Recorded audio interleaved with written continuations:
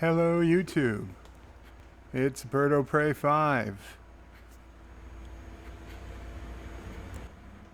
and we are going to do, or I'm going to do at least, a live review of the latest Star Trek Discovery episode, Season 2, Episode 6, Sounds of Thunder.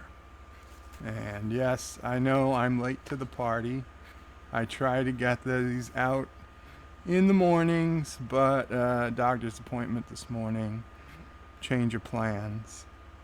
You know what? I don't mind it. I had to, after I watched it, and I watched it again, I had to think about this one a bit.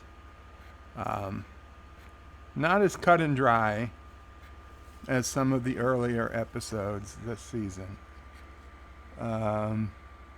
Anti-Tracker was first at 7:17 p.m. Of course, it's just before 8 p.m. now, but he is still first. He beat Thomas, and Thomas Potts says hi. And then Thomas is now angry at Anti-Tracker, says, "Stop telling Anti-Tracker before." Thomas, I did not talk to Anti-Tracker today. In fact, Anti-Tracker, before you go on tonight, I did send a news update to your Discord. So you might want to check that out. Not that the news was terribly old, a couple of days old, but try to get some of the ones that are in your news forum out there. I mean, the news won't be as good as my news, but it's good enough. It's good enough.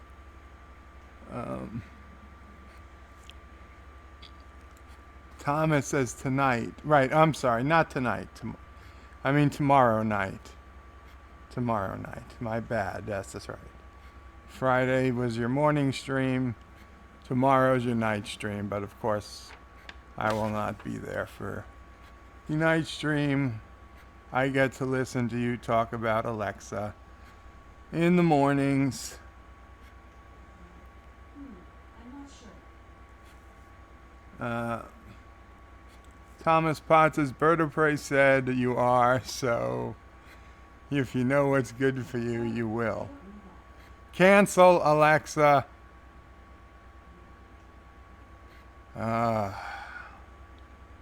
So, yeah, let's get some of this. Don't worry about the picture. And of course, my cousin decided to go live at the same time. Great. These are just stills from the episode playing in the news box. They're in sequential order, but they are not going to line up with what I'm talking about. To be honest, it's just, why did she go off because I said her name?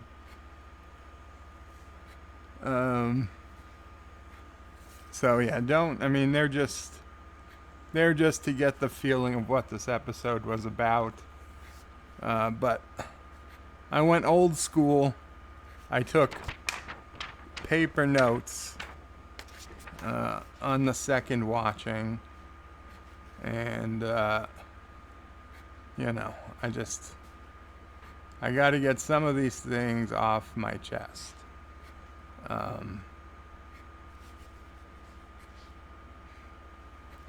So, okay, this is supposedly the first episode after the old showrunners were fired. And I think Kurtzman had more direct control over this episode. And I've got to wonder if they've fired the wrong people. Certainly, episodes 1, 2, and 4, I was seeing a lot of stuff I liked. Clearly that they had been listening to the audience. They were trying to fix things.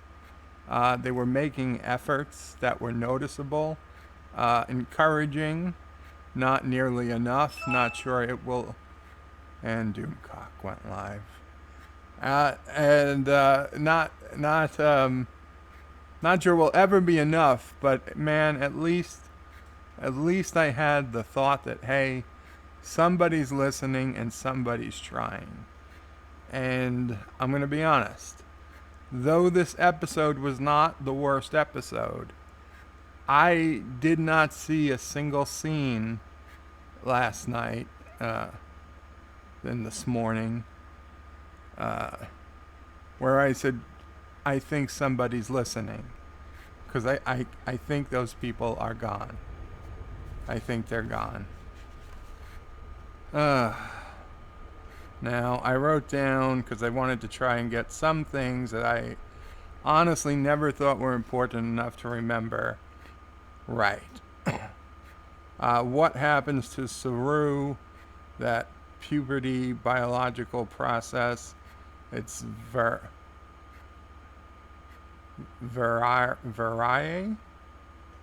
Well, I guess I should have been able to at least read my own handwriting. It would help. Valhalla. Yes, it's Valhalla. Valhalla. That is the process the Kelpians go through, where they go from prey to predator. Kaminar is the Kelpian homeworld. Should have just been called Kelp or Kelpian, but Kaminar. And the doctor who came back to life, who I never knew his name besides you, and I only knew you because the Borg from The Next Generation with the same name is Dr. Kolbor. Dr. Kolbor. So okay, I've got to remember those things for this review. Josh Street says, hey, Josh Street. Says, Bird, not important to remember.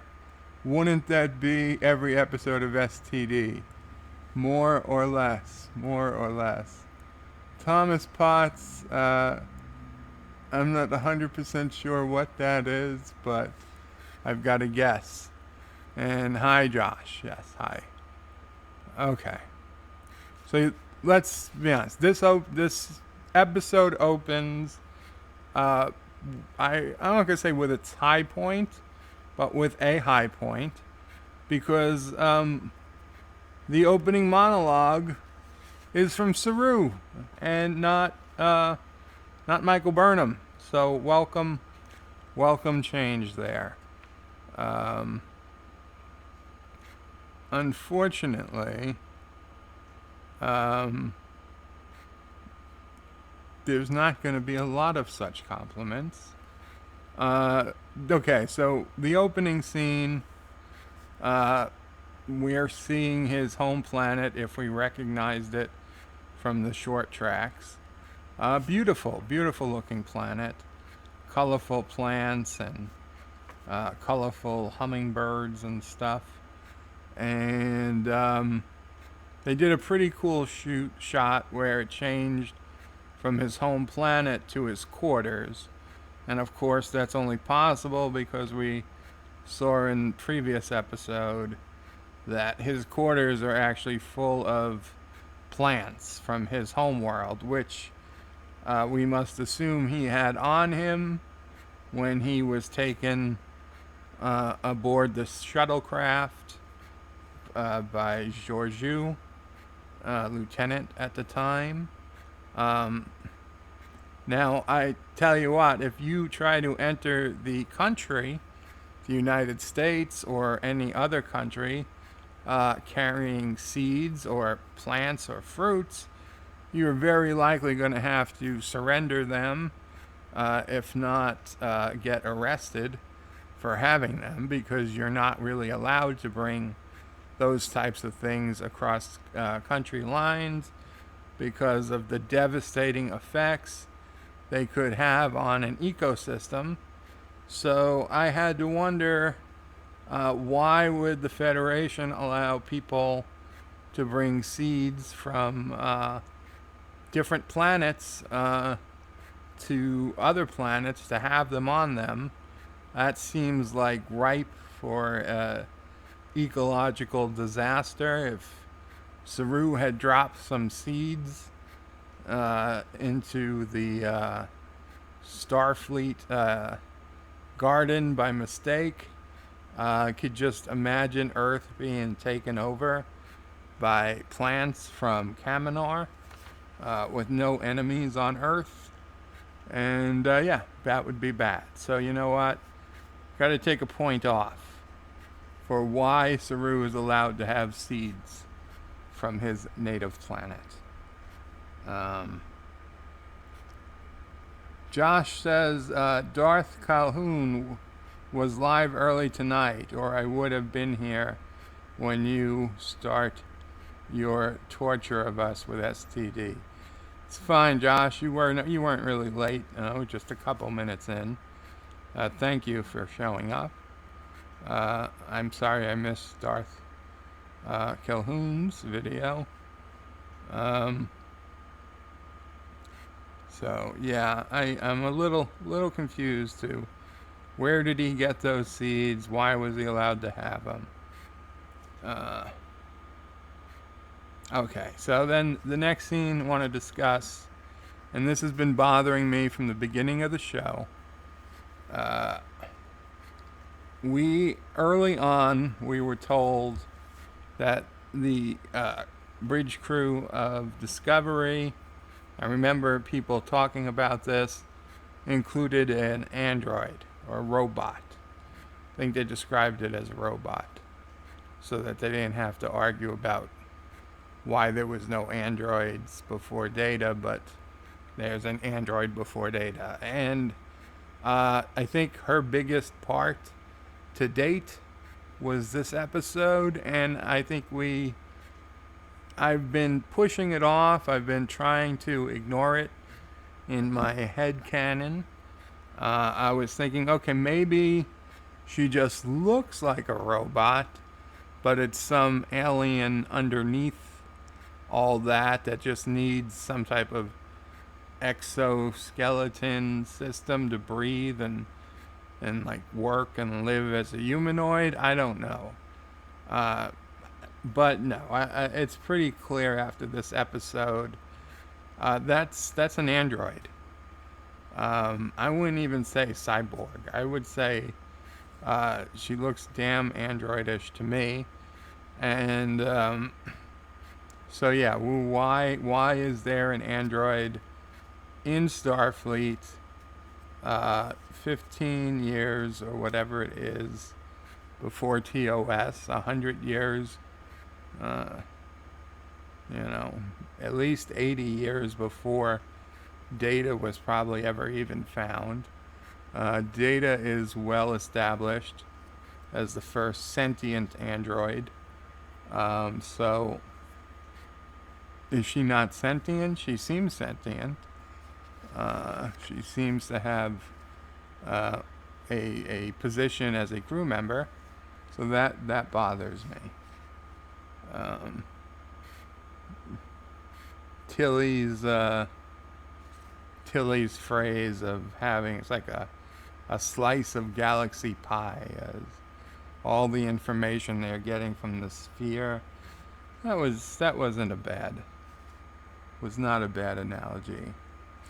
Josh Street says it's about 115 years before Data was on the Enterprise D.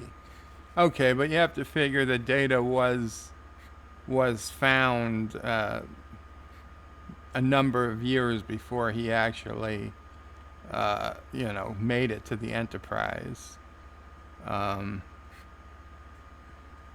Whether it was 4 or 5 years, I mean, he had to spend some time in Starfleet Academy, and I assume some time he was probably studied before he was allowed to go to Starfleet Academy to begin with. So, yeah, it's long before there should be an android. Um, so Saru then, the doctor calls Saru over to look at his report on her cool 70-inch flat screen plasma television in medical. Um, now, he's concerned if anything is, would be messing with his mind. And she's saying that, all physically he seems fine. Um, but she said the only thing is that I'm getting neurotransmitters that seem to be suppressing, if she had to guess, suppressing his fear response. So it's not that he's lost his fear response, it's that it's being suppressed. Which, okay, fine, but you would figure neurotransmitters responsible for suppressing a fear response would be active in the brain. And yet the graphic she shows him are like all over his body, like his arms, his stomach, his legs, all over. So I don't think you're getting a fear response from. Maybe I'm wrong.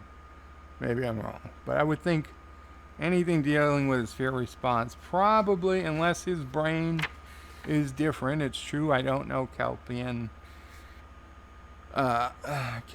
biology, but I felt like that was probably the wrong image to be showing.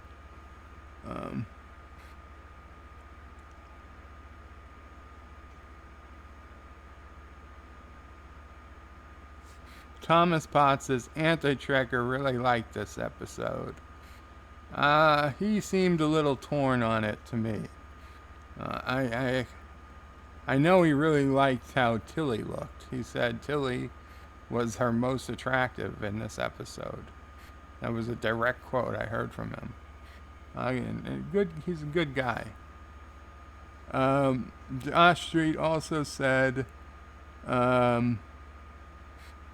didn't Data say he was the first android in Starfleet?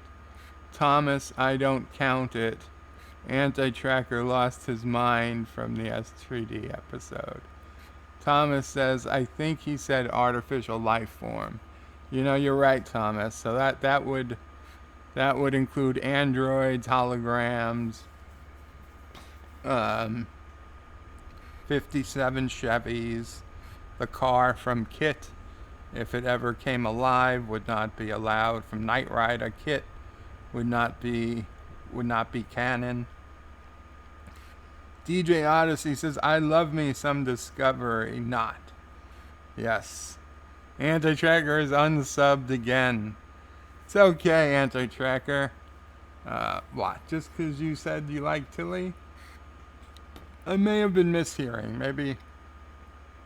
Maybe you said you liked Michael Burnham, that she was particularly attractive in her uniform. I forget which, but Thomas says, just seeing if you're still here.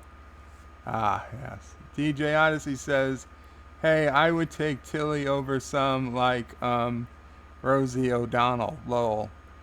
195 subs, really, Thomas? I was at 193 earlier today. That's great.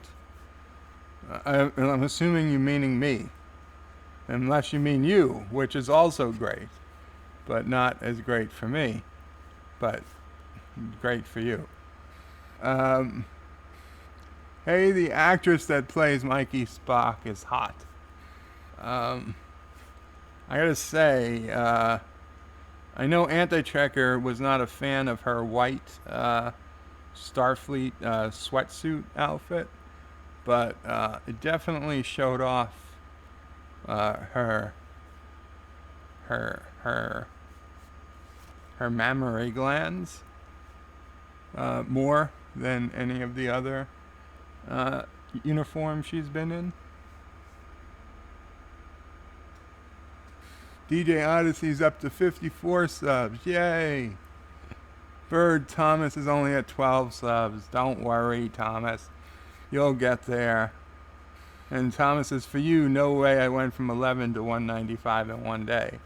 In the old days, you could buy subs. I say the old days because I tried to, and that they're not available anymore. I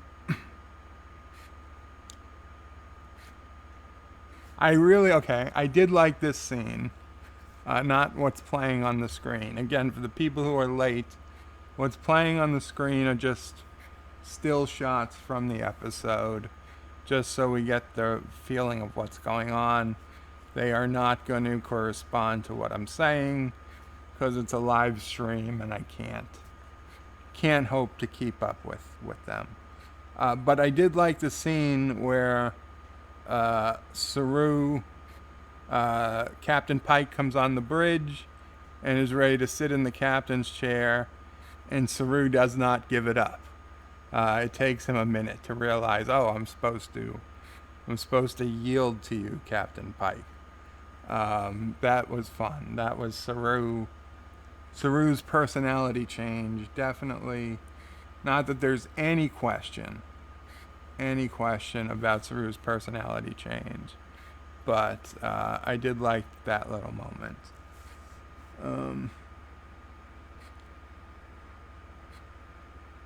DJ Odyssey says, hey, if you saw her in makeup on Talking Dead after she used to be on Walking Dead, she was damn hot. I never watched Talking Dead. I did watch Walking Dead for a few seasons, but I was never that into it that I cared about Talking Dead. The only after show I watched is the one that comes on after Game of Thrones, and I don't even know if they had it anymore, but they had a few Talking Sauls, I believe, for Better Call Saul. That show I'd watch after the fact episodes. Very, very few TV shows. Am I going to watch a second TV show just dedicated to the episode of the TV show that came on before it? John Street says, Bird, why don't you have the Bird family, the mod part of the family, sub to your channel? The mod part of your family? Do you mean the mob point part of my family? Because that doesn't exist. DJ Odyssey says, Talking Dead was better, lol. Especially in Memoriam, with all the walkers and the people that got killed each episode. Like I said, I was barely a Walking Dead fan. Okay, now here, right after this, liking the Saru scene, that might have been a +1.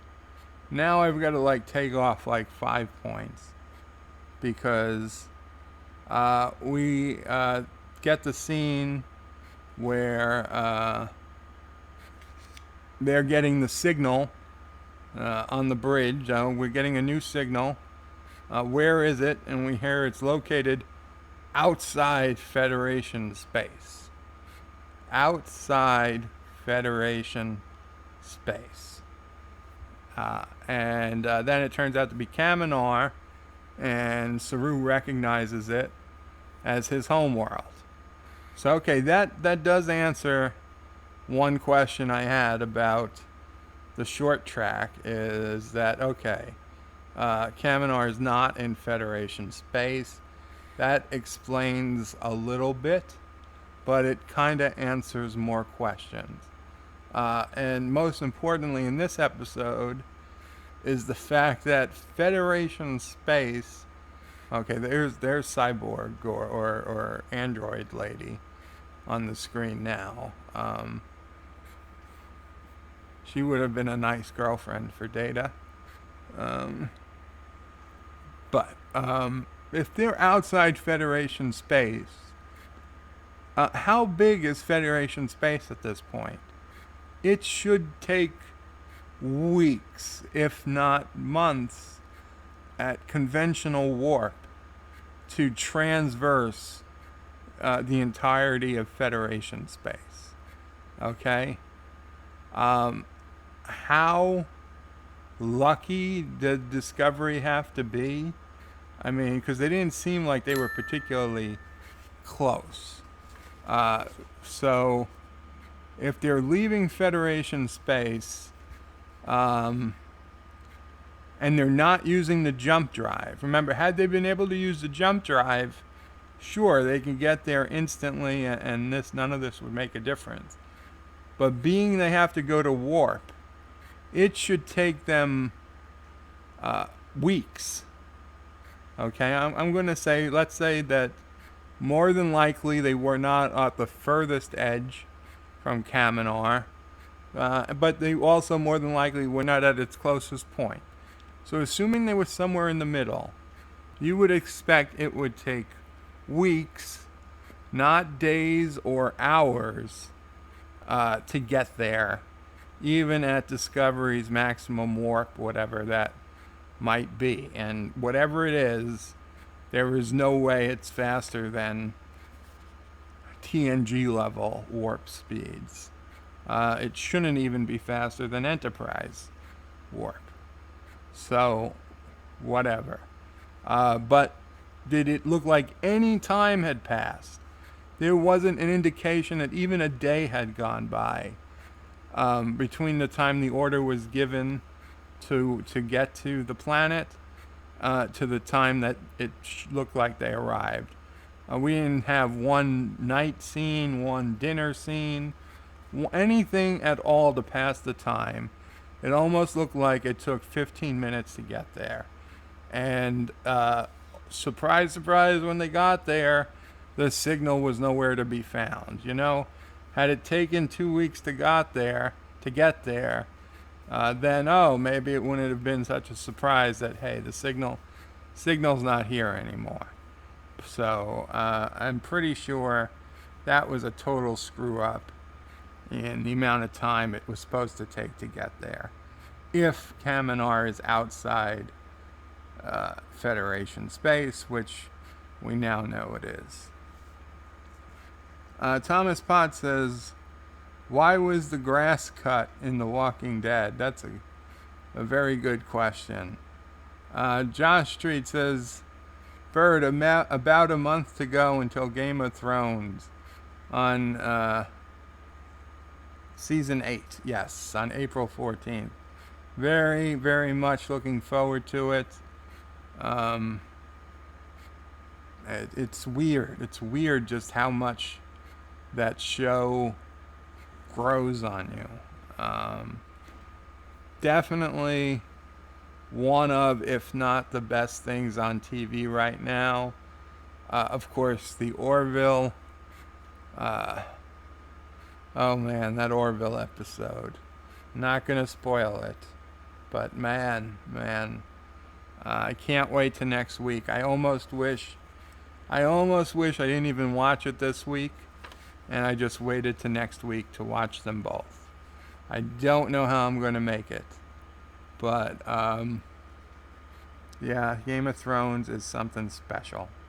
DJ Odyssey says, well, there were some illegal walkers still wandering around moving. Huh? Illegal walkers? Ah, they're cutting the grass. I got it. I get it. Very, very. Okay. DJ Odyssey says, I can prove they do it too. Watch Land of the Dead. There was one pushing a mower. DJ Odyssey says, plus Fido moves in the movie Fido. And then he says, damn, I think I may have to steal Tilly away from Captain Foley. Well, Captain Foley is married. So, as much as he may like Tilly, I don't think he can act on it. Thomas says Tilly actress got married. Good for her, I guess. I mean, I assume she got married to a decent person and not, somebody who's beating her constantly and shaming her. Why do you have to be a ginger? You have no soul.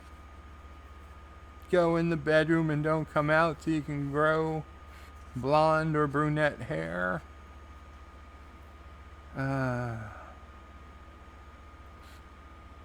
Hector, welcome Hector. He says, hi, showing up to the leave the view and the like, waiting to go to a friend's meeting.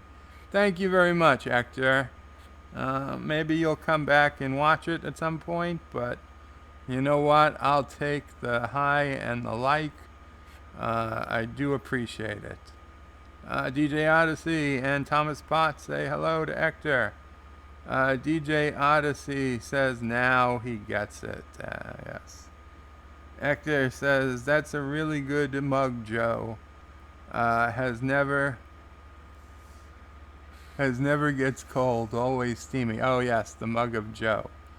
DJ Odyssey says, hey, I dated and almost married a ginger.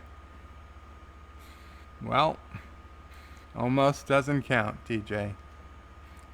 Hector says, that's like the fourth time you bring up that marriage, Thomas. I'm starting to suspect. What did Thomas bring up? Thomas says, it's the first time anyone noticed. Josh Street says, Bird, I like gingers more than blondes or brunettes. I'm not saying that people don't like gingers, but it is proven scientific fact that they have no souls, okay? This is not...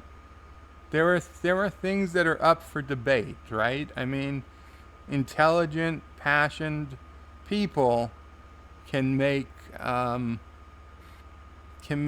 academic and moving debates as to whether or not capital punishment should exist. And you know what? Neither side is right or neither side is wrong. There is even debates on global warming, as much as many people want to say the science is settled. The science isn't settled. No one knows what the temperature really was 1,000 years ago. They can guess, but it's not settled. But gingers and souls, that is settled science. Okay, there's no debate, there's no argument, there's no loophole that, no. Gingers, natural born gingers, simply don't have souls. We've known that since medieval time. Oh, and that was not good. That was not good at all. That was not supposed to happen. We've known it since medieval times. Gingers and souls simply don't mix. Oh, Tilly got married. Okay. Thomas, thank you. Right, you did say something. I'm wondering, why are my comments flying off the screen all of a sudden? DJ says, I noticed you said it in an anti-tracker stream. DJ is partial to dark hair. Thomas says, I meant anti-tracker or a YouTuber. I think DJ likes bald women. Well, he might. Hector say normal people doesn't count, DJ. DJ says, so Joe, is this the master debater?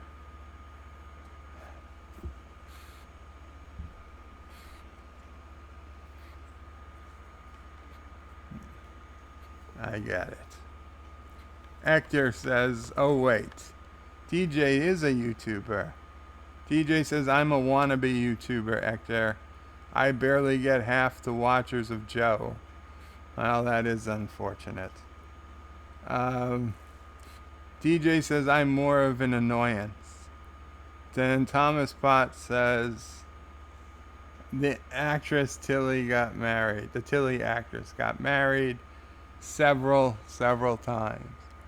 Josh Street says, bird blondes are life-sucking with a brunette, while brunettes are control freaks. And redheads are both. Hector says, I think you are ahead of Captain Batman, DJ. And Hector says, end of Thomas. So, I was watching a video. I know. It's like a car wreck that I cannot look away from. I was watching a Waspinator video yesterday. I believe he uploaded it yesterday or the day before. And there was a part in this video where he was talking about, and I don't know what's going on with Geeks and Gamers, and I don't care. Because honestly, I don't think I've ever even been to the Geeks and Gamers channel. But King Waspinator actually said that he was telling his audience that he is only 2 degrees of separation away from Geeks and Gamers. And he based that so that he's almost like involved, because he's only 2 degrees of separation away from Geeks and Gamers. So like, he's almost one of the cool kids, I guess. That's what he was trying to tell us. Like he's, we should be thinking of him in the same lines. And his theory was that, and he didn't say Anti-Tracker by name, but he said that because he was on Anti-Tracker's channel, and by on I guess he means a member of, and that Anti-Tracker had mentioned him by name, and that Mecha Random has also been on Anti-Tracker's channel, and Mecha Random has been on Geeks and Gamers, that there is his 2 degrees of separation.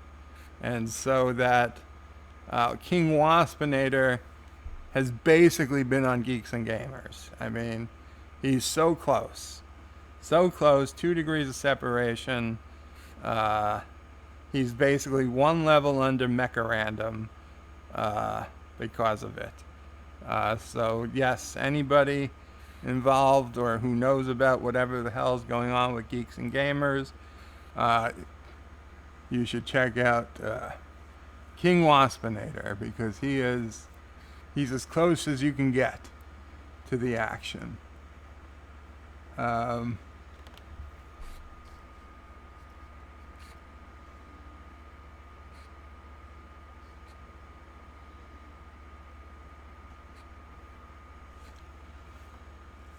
Hector says, oh yes, and Thomas, yes. He's also ahead of Thomas. Chief Cook, welcome Chief Cook. Thomas Potts is smiling. DJ says, hey Thomas, guess what? Tilly actress got married. Oh boy. Chief Cook says, what did I miss? Hi, Chief Cook. You missed that. Well, yes, the Tilly actress got married. That you definitely missed. I'm about a quarter of my way through my Star Trek Discovery review, live review of Sounds of Thunder. Yes, and she's still married as far as we know. Anti-Tracker says, you guys will crap yourselves when you see what I'm doing. Wow. More talk about marriage. DJ says, you're welcome, but all credit goes to Thomas Potts for telling me. Josh Street says, Bird is a traitor. I'm not a traitor. I got to see. I have to watch. It's like a car accident. I mean, there are terrible videos about like people being murdered and stuff, and when you hear about it, and like, I know I shouldn't try to watch it. I shouldn't search for these things, but like I have to, and it's that part of me that makes me curious to see what Waspinator is going to talk about, because he doesn't do many videos these days. I mean, he doesn't even average one a week at this point. So when he does post something, it's usually short, which is good, because I do not have the time to waste a half hour or something on a video.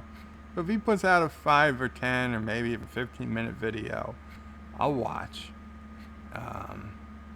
just to see. And like, I'd be honest, I was hysterical laughing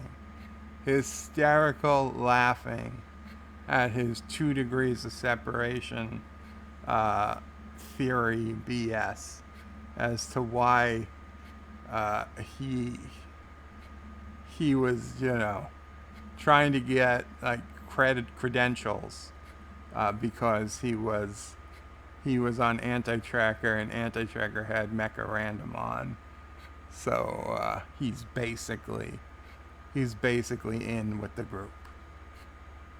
DJ says, doesn't take much for me to crap my pants, Anti-Tracker. Just make me go back on my metformin, and it may happen. Oh man, yeah, metformin. That plays hell with your stomach. My doctor's like, well, maybe if you take less, and then you train your stomach. You train your stomach to get used to it. Months and months later, it's still not trained, Doc. It never got trained. I just stopped taking it. Thankfully, my sugar levels came down as I lost some weight.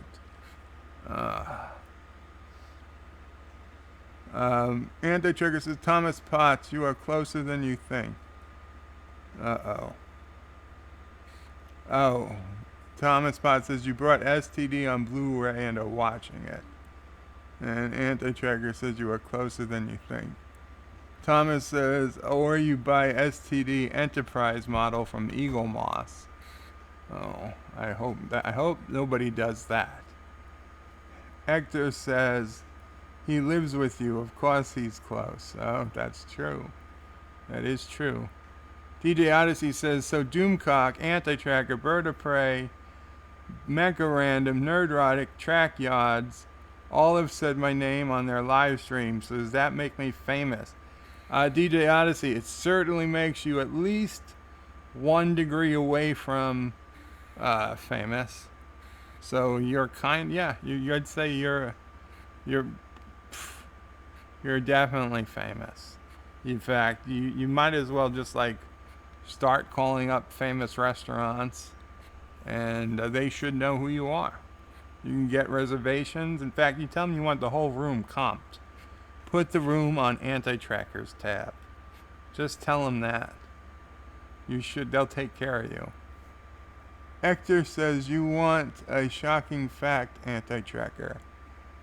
Josh Street says, by Waspinator, that since I've been in Geeks and Gamers stream chat once, that I'm like Mecha with Waspinator thinking. Could be. Hector says, Foley, a 7 of 10. I'd believe it. I'd believe this episode he gave a 7 of 10. Thomas Potts says, can you block a YouTube channel? And DJ says, yes, and yes you can. You got to go to their channel, hit the report flag, and there'll be an option to block the channel. Hector says, that's a 7 of 10 episode he called mostly boring. See, that's the thing that gets me about Captain Foley. He'll come in He'll say he can't take the negativity, and that's true enough. There's a lot of negativity in STD. My thought is that brings it on itself, but whatever. There is a lot of negativity. He will have the discussion with Cockings, and he will say all these things he doesn't like, but then he'll still rate it on the high side of average. So what's going on?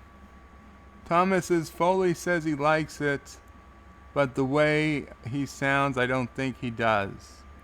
DJ says block the person, and basically it blocks the channel. Thomas says okay. Track Lady C, cheers. Welcome, Track Lady C. Welcome to the stream. I believe first time I've seen you here. I hope you enjoy it. I'm actually about to get back to the review. We had to take a little break and talk about some things. Some channel business. DJ Odyssey says, same with me, Bird. Been off metformin for a couple months now, and my sugar levels have been okay. Cool. Hector says, Thomas, in their reviews, always one of them likes the episode and the other no. Coincidence. DJ says, okay then, with all this so-called fame, I better see my sub count jump tonight. Yes, everybody, sub to DJ Odyssey. He is 1 degree of separation away from Mecha Random, who has 20-something thousand subscribers. So he should have at least 10% of that. So I need the first 2,000 people who see this video to go sub to DJ Odyssey, please. Thank you. What? That's not important. DJ Odyssey says, well, when has ever an STD been something positive? Oh, well, the test results, maybe. Thomas Pod says, Cockings always likes it. At least that's what I can remember. Anti-Tracker says, Thomas Potts in and out. Oh, boy. Hector says, not always. This is a reverse. Couple others, too. I'm unsubbing from DJ, says Josh. Oh. DJ says, 1 degree of separation from mental ward is more like it. Lol. Hector says, but the right DJ Odyssey, not that false Odyssey. Okay. I'm getting back to my review so we don't get too long out here. Let's get the review finished and we can talk about some other stuff. So yeah, the last thing...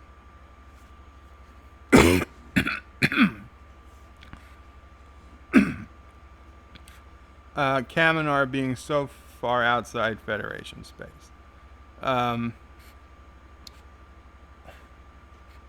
Now we get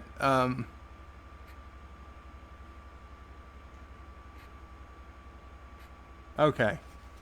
So this, I know this has been talked about in Anti-Tracker stream, and I'm sure other people have brought it up. Oh, okay. This video stopped. So let's get it going again. Now I'm on angry face. The shuttle. The shuttle was edited. Why would they have to retcon something? Just like it's February. When did it air? December? 3 months after it aired, they already have to retcon something in their own story. I mean, it's one thing when you have to retcon something that's 20 years old to make a great story. But they wanted to change the name of the ship that Lieutenant Giorgio was on. Because it was originally the Shinzo, which was stupid. Why would she have been lieutenant of the Shinzo, and then captain? I mean, it could happen, but it seemed a bit ridiculous. But they went with it. They made that determination, and they decided that for the short track.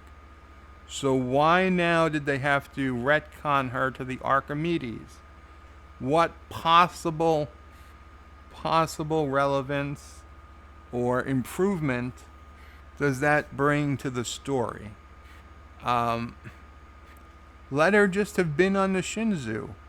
Who cares? Why change it to the Archimedes?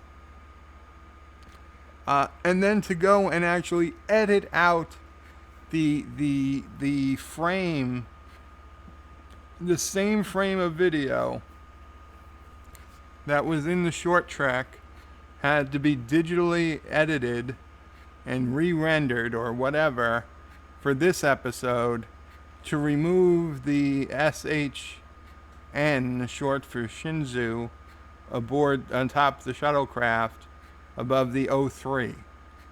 So it just says 03, so it's a generic shuttlecraft that could come from any ship. Why? Why change that?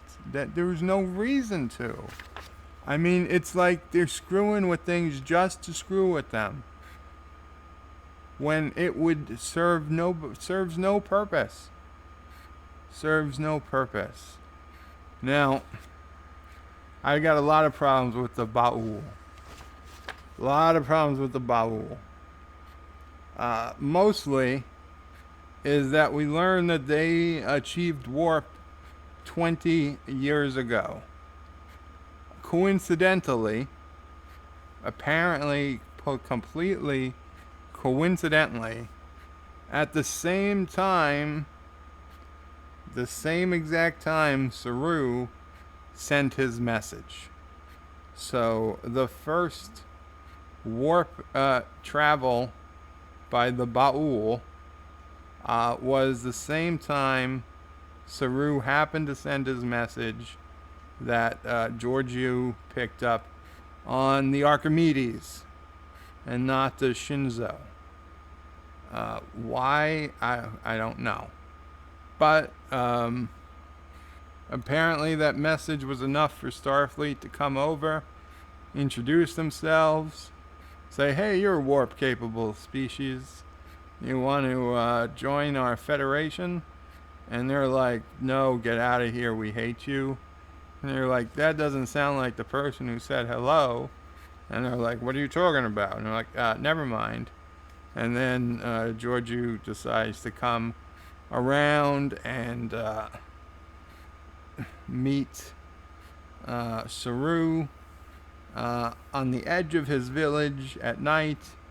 You would think that for somebody skirting around the Prime Directive, they may have chosen a more secluded, secretive area to meet in than literally a high mountain just outside his village, and perhaps they would have taken a different flight path, perhaps over the ocean instead of, or lake, whatever it is. That's another thing we have to debate.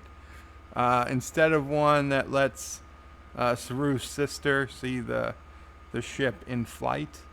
But, you know, minor things. The Prime Directive is such a minor thing.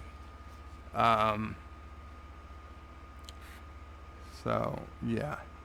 Now, the problem with the Baul, and it's going to come up later in this review, but for a species that only 20 years ago invented warp drive, think about this. This is the supposedly 20 years. Imagine 20 years, what Earth was like 20 years after Zephyrin Cochrane's first flight. And Zephyrin Cochrane happened to have a Vulcan ship in the system that was able to detect his flight. So they were able to come over and introduce themselves right away. So Earth had a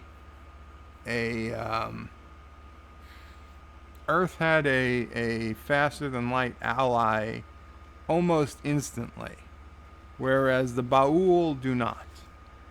And think how long it took for between the time Cochrane makes his first flight and we get even the NX-01. I mean, that's it's been a long road, a long road. It's been a long time getting from here to there, or there to here. It's been a long time. But no, for the Baul, it's been only 20 years. And in 20 years, they've created ships 100 times the volume of the USS Discovery. And they don't have one of these ships. They have at least 10 of these ships. And by all accounts, probably more in waiting that they just didn't launch. All of them with seemingly super weapons. And even if the weapons are not super, just the size of these ships alone dwarf the Discovery. Inconceivably big, even by 24th century standards. It would dwarf the Enterprise D. They were that big. Bigger than a Romulan Dederadek class ship. And probably by several times. Absurdly big. How is a civilization that only got to warp 20 years ago able to get something that big into space seemingly in seconds? Okay, the Baul are far more advanced than 20 years of warp, from what we can see. But no, they want to claim it's been only 20 years. Then the most absurd line, and just the general proof that the writers, the I assume producers, they do not understand how Star Trek works. Sure, I mean, we could say that they may have understood how Section 31 worked, but they chose to break it. They chose to change it because they wanted to tell a different story. And while I get angry at them for wanting to change things like Section 31, I can at least accept that they're not complete idiots, that they don't know that Section 31 isn't supposed to be like that. They're just deciding that they want Section 31 to be something different and don't care enough, but that they're not stupid. And in this line, this has nothing to do about caring. It's just about stupidity. And of course, it's the line where Cyborg Lady or the other woman at the controls says, well, first they tell Pike that we're not being scanned, and then one of them says it's not completely true. They're scanning only our weapon systems. How do you scan only a weapon system? You can't know where the weapon systems are until you've scanned the ship. Even then, I mean, it is very, very, very rare in Trek do we see such a tightly confined scanning beam of some sort that it could possibly be confined only to the weapons. And that would only happen after a general scan of the ship. So, no, okay? Don't. Why say Stein so stupid? That is just piss poor trick writing to say the scan of the weapon systems. Um, and this whole time, Saru is getting visibly angry with Pike because Pike is trying to be nice and trusting of the Ba'ul, and Saru is hating on them. Like, he hates them with a passion, probably undeserved, even though he blames them for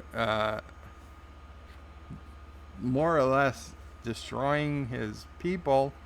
But I mean, he admitted himself, or that other than the culling process, which is straight out of Stargate vernacular, other than the culling, which they didn't call it in Brightest Star, that it's basically a paradise. It's basically a paradise. So where do you get Saru and his people? They get to live what? At least 30, maybe his father was, what, 50, 60 years at least? And we see Saru from the time he left to the time it's 20 years later, from Brightest Star till now, at least 18 years. He actually says 18. Other people say 20. So we'll let's say 18 years. We'll err on the side of caution. Saru doesn't look like he's aged one bit.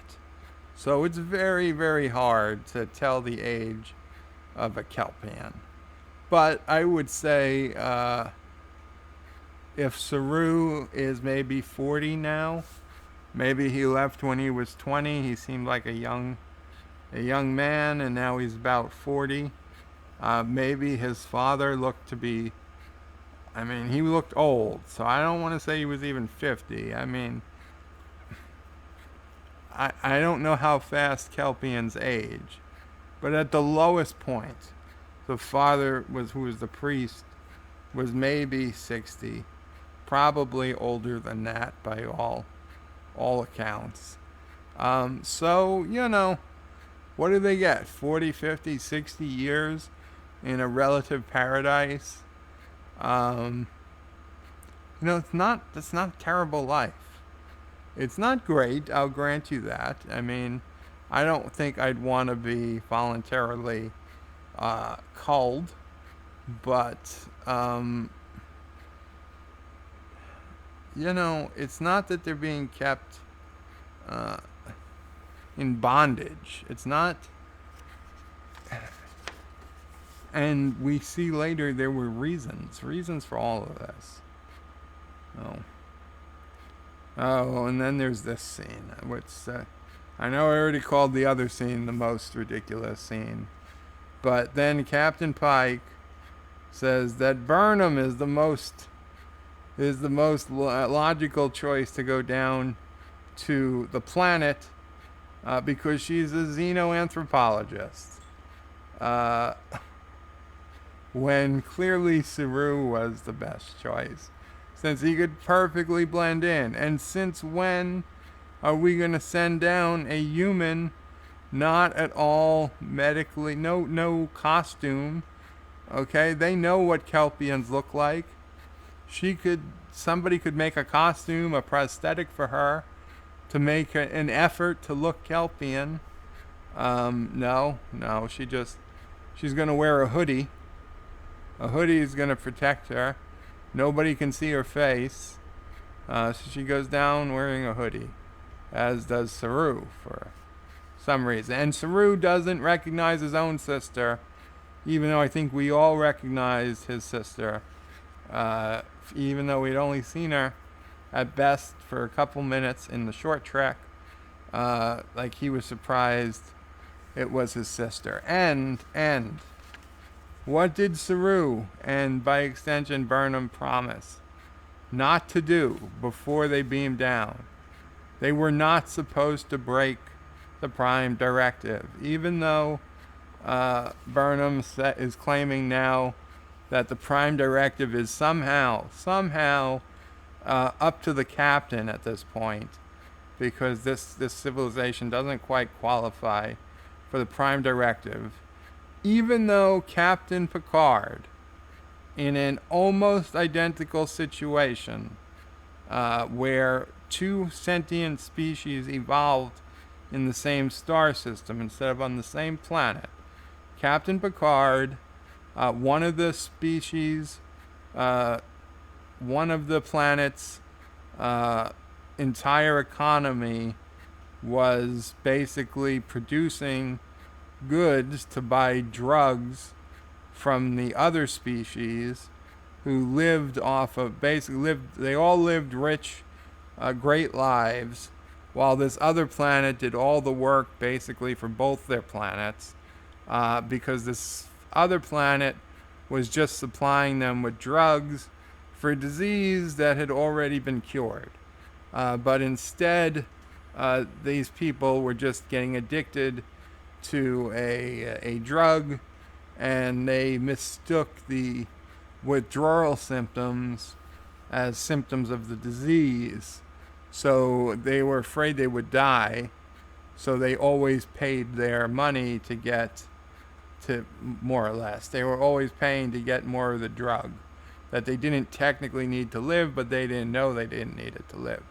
They thought they would die if they stopped taking it. And the other species knew damn well that they didn't need to pay to keep them alive, but they were taking the money anyway, because why not? It made them all rich, and they lived on Easy Street. And Captain Picard was 100% clear that, as shitty as the situation was, and as much as Dr. Crusher was angry with him, that was an internal matter. Was not Starfleet's right. It wasn't, not only was it not its right, Starfleet was ethically bound not to get involved. And 100% here, Captain Picard, he would hate it, but he would know that yes, the Prime Directive applied 18 years ago when they picked up Saru. It applies the same today. That just because Saru found out that his people were being told a lie about the Vahara, or whatever it's called, that does not change the Prime Directive, right? The lie about Vahara is the only thing that changed. Saru realized that Vahara doesn't mean death. It just means that Kelpians metamorphosize into less fearful creatures, and actually they metamorphosize into assholes, it appears. So that does not change the Prime Directive. So why the Prime Directive would no longer apply? Absurd. 100% it applies. And furthermore, Saru swears he's not going to tell his sister about Starfleet or the surviving the Vahari. And he says, do you think, he's like, I put my oath to the Discovery's mission above all else, or above, I wouldn't put it, why would you even question me? And Pike looks like he feels bad for questioning him, and Michael 100% knows that that she's gotta, they both have to keep quiet about it. Okay, now it is true, the Prime Directive, and we've had this discussion before, the Prime Directive doesn't forbid contact. It forbids talking about space travel, the existence of alien cultures, warp drive, basically anything that would change, that would make an alien being question their place in the planet or in the universe, okay? So, I mean, if you could go down to a planet and you could blend in with the population, the prime directive would let you go down and gather some information about the planet, as long as you're not doing anything that would contaminate that civilization. And they specifically talk about space travel, the existence of other worlds, and things like warp drive and modern technology. You can't, those are the biggest no-nos. They are spelled out. And Saru and Burnham beam down, and what, Jesus, Saru, couldn't you give him a better place to beam down than to next to this giant piece of technology, literally called the Overwatch Tower, or the Overseer, whatever it's called, Overwatcher, and you acknowledge that it's technology used to spy on your entire village. So why the hell do you beam down with an alien, Michael Burnham, to right next to this goddamn thing whose whole sole purpose is to spy on your village and see what your people are up to? That was the worst possible place you could beam down to on the entire planet. And Discovery doesn't sense, hey, maybe we don't want to beam down next to this giant piece of Baul technology. Maybe we should beam down, a kilometer into the forest, like we normally do on all other Star Treks, and then trek our way to this town center. Right? They never beam down to the center of town if they're beaming down to a unknown or alien world. Right? They always beam or land outside of town and come in. But no. Yeah, let's beam down right to the beach, right next to the big Overseer's Tower, because you know what? I want them to know we're here. I guess that was Saru's plan all along. And so they're walking around.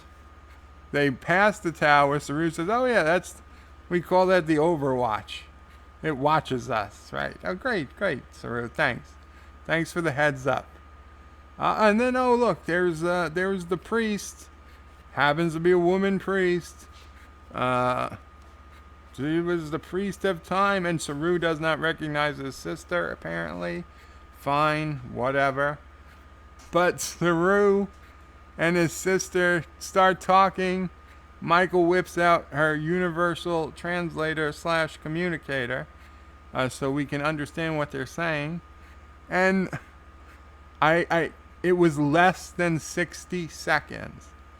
Less than 60 seconds of dialogue.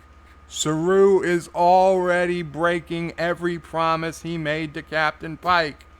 He's like, yes, we're from the stars. We're from Starfleet. There's hundreds and hundreds of other civilizations and species, and we fly around the stars, and the Baul are not the biggest enemy. There's more powerful people, and all these other worlds, and oh my God, it could not be a more clear cut. If he had the copy of the Prime Directive in front of him, and it said big, Prime Directive for idiots, and there's like big pictographs of what not to do, he literally just did everything under the big red X's, and didn't do the couple of things that are the green okay check marks. Like, okay, look around. Okay, collect data. But no, don't talk. Don't tell them about space travel. I see like a big red nose sign over the Starfleet badge. Don't tell them about Starfleet. Don't tell them about alien life. Nope. Saru could not wait. Could not wait. Oh, and the Vihari. Right, the other thing he wasn't supposed to talk about. I survived Vihari. It's not really deadly. It just turns us... We evolved. It's good. We should all do it. He doesn't wait. Saru should be in prison. When Saru gets back to the ship, he should have been taken into custody and put into prison. And so should Michael Burnham. Again, she should be put back in prison. Because does she stop him? No. She confirms everything he's saying. And of course she would. Because look, she's an alien. Just looking at her, it's clear she doesn't belong to either the Ba'ul or the Kelpians. Oh, Pike, what a stupid decision Pike made to let either of them beam down.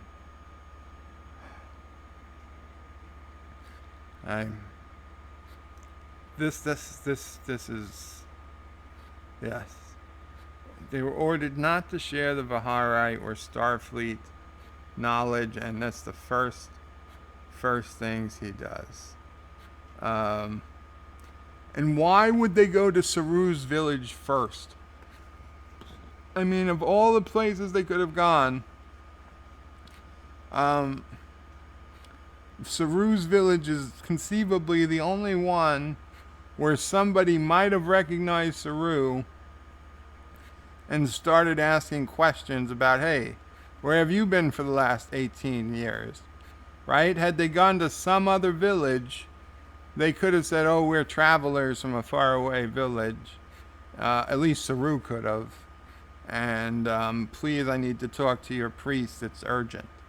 But no, they start in Saru's village. So, terrible, terrible command decision.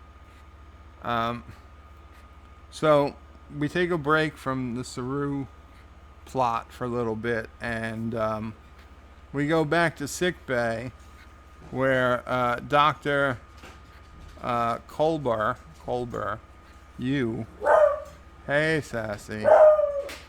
So Dr. Kolber, oh boy. What's going on out there, sassy girl? I don't see, oh, somebody's walking a dog across the street. Two doggies across the street. Yeah, she's going to bark for a little bit. So, Dr. Kolber is still in sickbay. He's apparently been in sickbay for quite a while. How long is a while?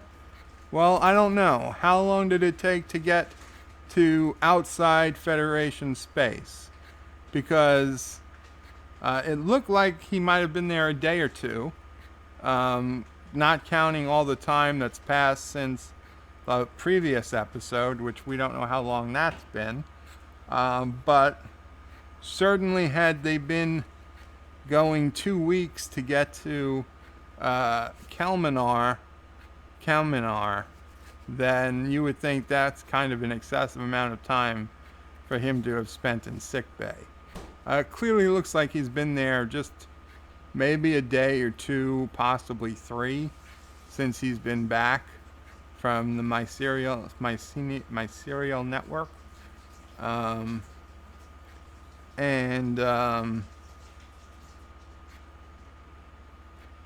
the doctor says that he has a pristine body. It was regenerated directly from his DNA. So wow, can you believe that? How lucky he is that his DNA is pre-coded to be clean shaven and have a very, very well-groomed haircut. Because that was all encoded in his DNA. Wow, good for him. That must be a 1 in a billion chance to have that encoded in your DNA. So he feels pristine and new, but it's clear. It is clear something is bothering him, and neither Stamets nor the doctor can see it, but as the audience, we can see it in his face. Something is off. Something is wrong. Something is bothering him. He tends to explain it away as maybe the doctor says, well, it's his nerves. His body is getting used to all the new nerves because his whole body is pristine, even though his mind and brain patterns have been duplicated. The body's new, so it's going to take a while to get used to the nerves, and that's why he doesn't feel like himself. But if you look at him, you can tell there's something bigger going on, something he doesn't want to say. And I'm gonna take a shot in the dark here, and I know that there is no way they did this, but what if after he got this pristine new body, what if he's no longer gay? And he doesn't know how to tell that to Stamets. Because I gotta say, I think that's the look I'm seeing on his face. I think that's the look of him looking at Stamets and being like, I don't feel the same way I felt about you before I died. But I don't know how to tell you that yet. Look. I grant you there is no way in hell. I know, there's no way in hell Discovery went there.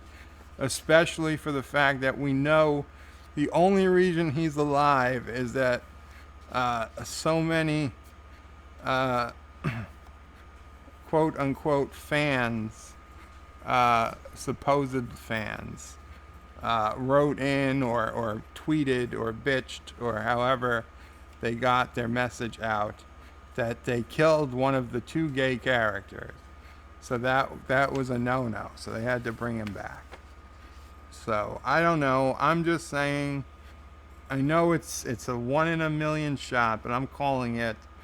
I'm saying I don't think Dr. Kolbor is gay anymore.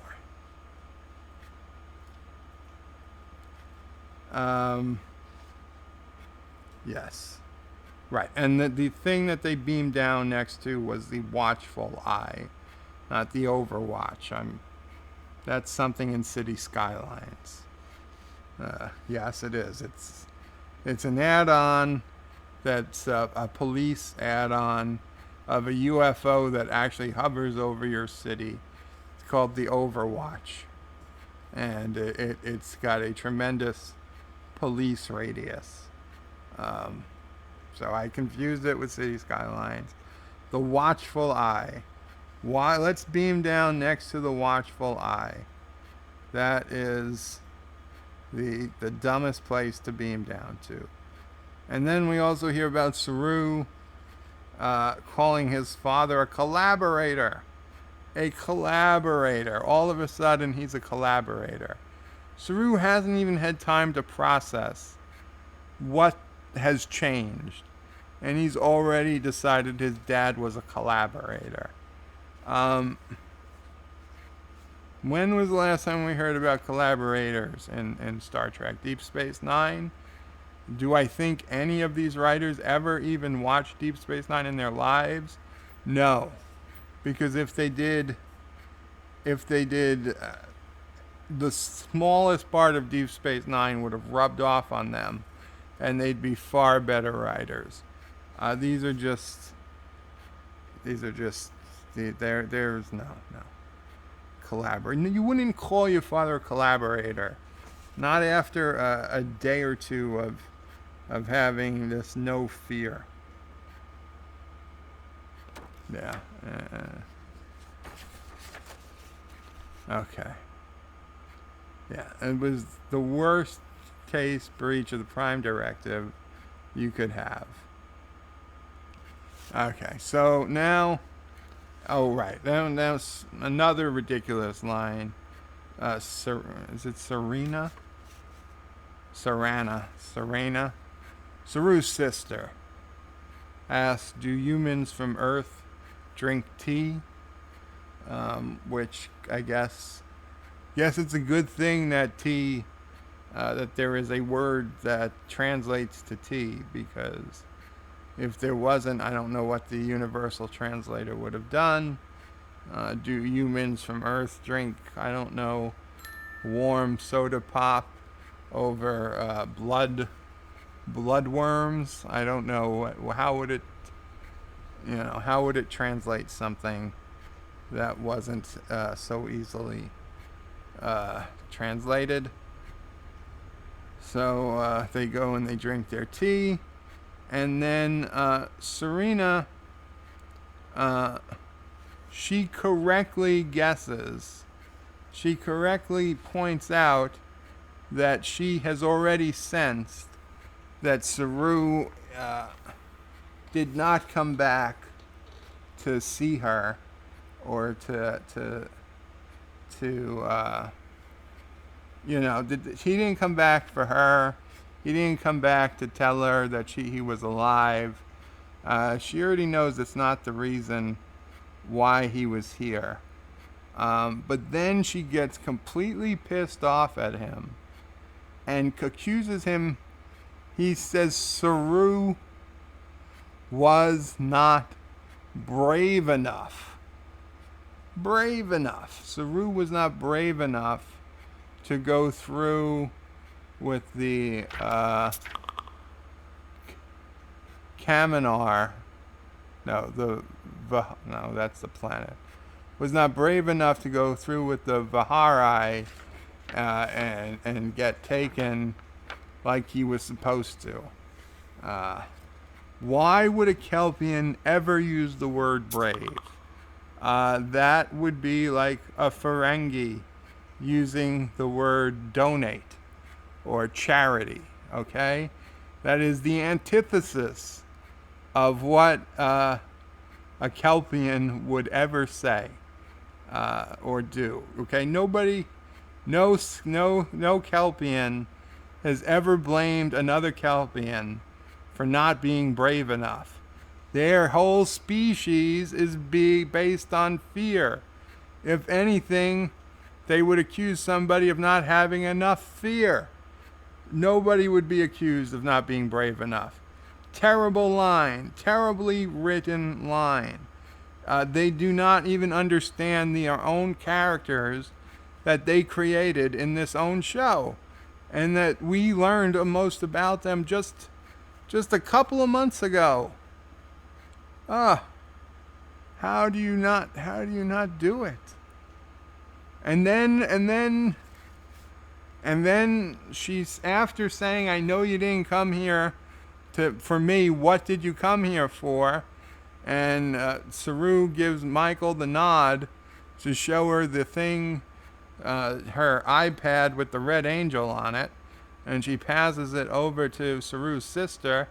Saru's sister gets pissed and said, "So this is what you came back here for?"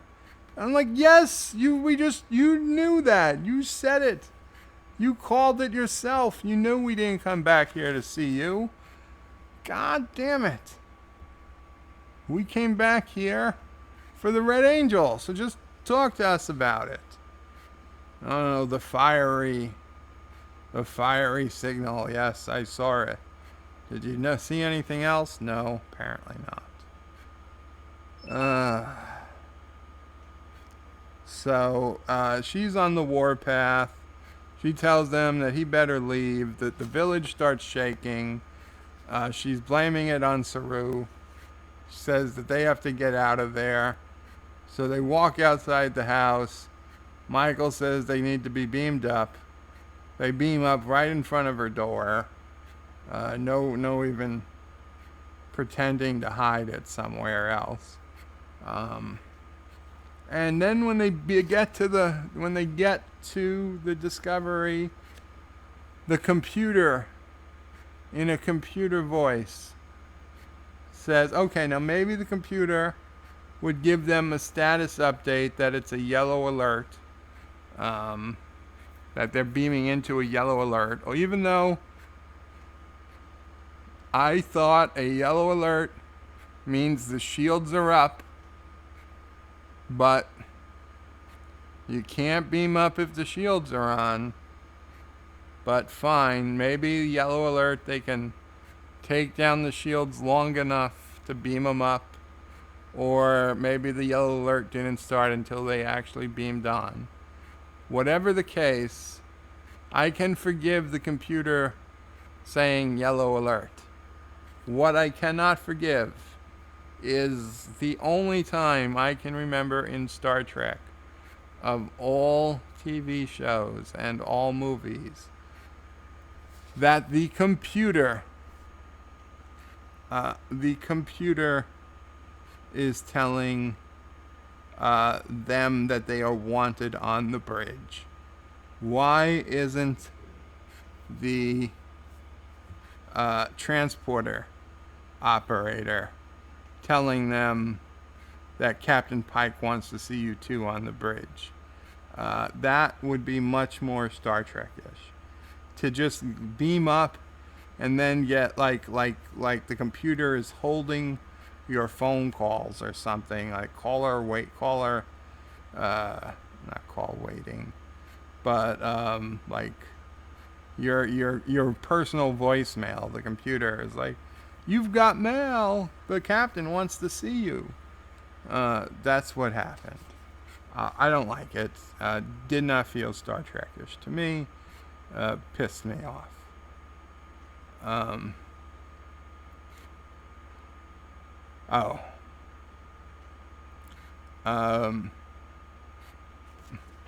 So they get to the bridge. The Baul are hailing, and at this point, they say it's going to be an audio-only hail. So immediately at this point, I'll give credit where credit is due. Anti-Trekker correctly called it, although he did call two options, and I thought it was going to be the one that he incorrectly chose. As soon as they said audio only hail, I was like, watch this. The Baul are the Kelpians. The Baul are the Kelpians who have gone through the Vaharli, whatever the hell they've gone. They've gone through the change, and now they're badass, and they live separate and apart from the other Kelpians, and they call themselves the Baul, and they probably don't even eat the Kelpians. They just take them away from the other Kelpians because they know that they're going to be dangerous to have around. And so I totally expected that when we did eventually see the Baul, they would be just fully evolved badass Kelpians. Of course, we know now they were not, and I think it would have been better had they been, because I don't know what it is we saw the Baul as, but whatever it is that we saw, ridiculous. Unbelievable that they escaped extinction, were able to grow technology so far that they were able to beat back the Kelpians, and completely unbelievable that they'd become a spacefaring civilization capable of warp, because they didn't seem to have any real desires to do anything except keep the Kelpians in check. They didn't want to join Starfleet. They didn't want to do anything. Why would they invent warp drive if they didn't want to do anything?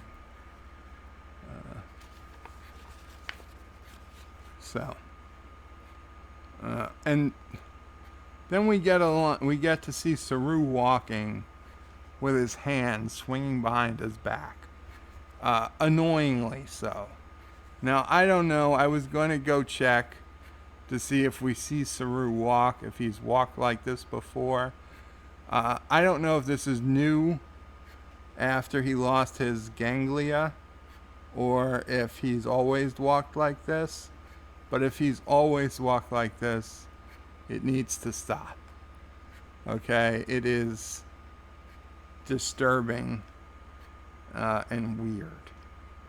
There's no logic to why his arms would be behind his body, dangling left to right and back again.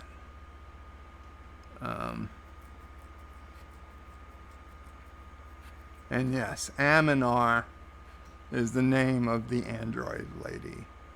I don't know what the hell is going on there. Tilly says her and Aminar can answer, and it's like, well, really Aminar is the one doing all the work, which makes sense because the computer screens are showing information much, much, much too fast for any human to interpret. But if Data was watching a computer screen, that's exactly the speed it would be going, because Data can process that type of information much quicker. So it makes total sense that Aminar is some type of android or robot, that she can read information far faster than a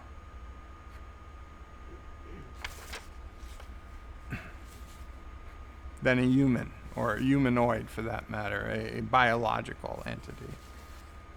Another thing with the Ba'ul, we see the Ba'ul have honest to God true transporters. Well, okay, let's back that up. Saru gets yelled at because he can't keep his mouth shut after the Ba'ul contact them by audio only hail. He gets tossed off the bridge, but that's only after he hears that the ships are powering up and that they're going to attack Discovery if Discovery doesn't give Saru back to them. And after telling them exactly who he is by naming his sister and his father, brother of so-and-so, son of so-and-so, and commander of Starship Discovery or whatever, he gets tossed off the bridge. And instead of doing what he's told, Michael has rubbed off on him. He instead goes to the transporter room. And although he's doing it and very mercifully, rather than see his shipmates get hurt, he obviously believes the Ba'ul are capable of possibly destroying Discovery, if not at least severely damaging it. He makes the decision to turn himself over to the Ba'ul. So he goes, and not in uniform, mind you, because he is dressed like he'd dressed on his home planet, because they had just come from there. So he goes in, throws the transporter chief operator out, says he's relieved. The guy's a little weirded out, but he's like, no, get out of here. So the guy leaves. Saru sets an unnecessarily long 60-second countdown so that he can walk the 5 seconds it takes him to get to the transporter pad. And then I guess he was just going to sit around trying to look around for 55 seconds while he waited for it to engage,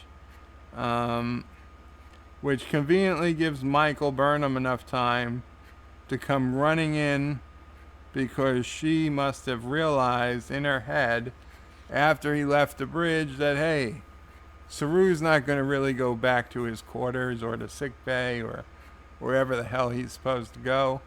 He's going to go turn himself over to the Bagul, because that's the type of person he is.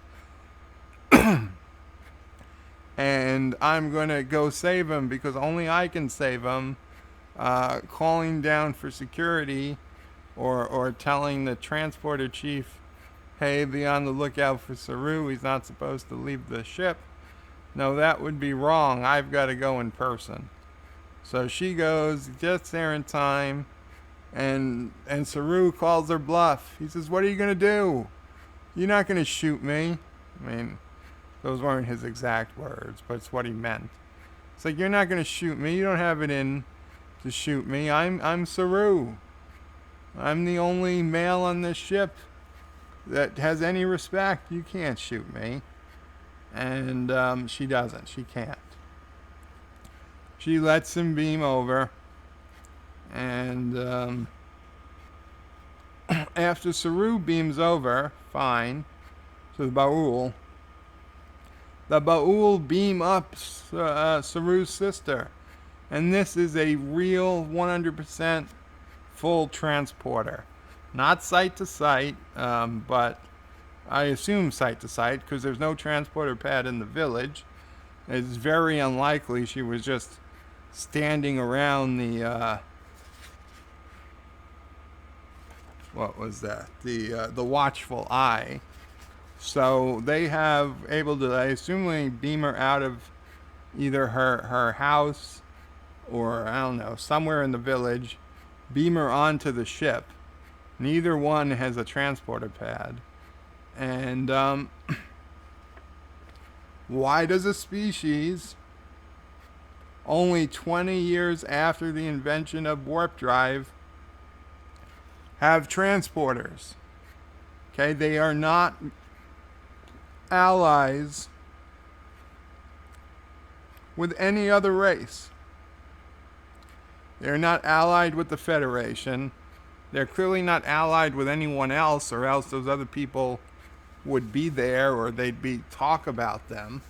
So they're a lone race, and they've, in 20 years, seemingly surpassed humans as to the quality of their starships, surpassed humans in over 100 human years in their 20, far exceeded what size and scope of ships humans could produce, and also produced far better transporters than humans had for their first 100 years post-warp drive. And you would assume that was also with Vulcan help. So, yeah, the Baul have way too much technology. And then we see Saru. Saru becomes the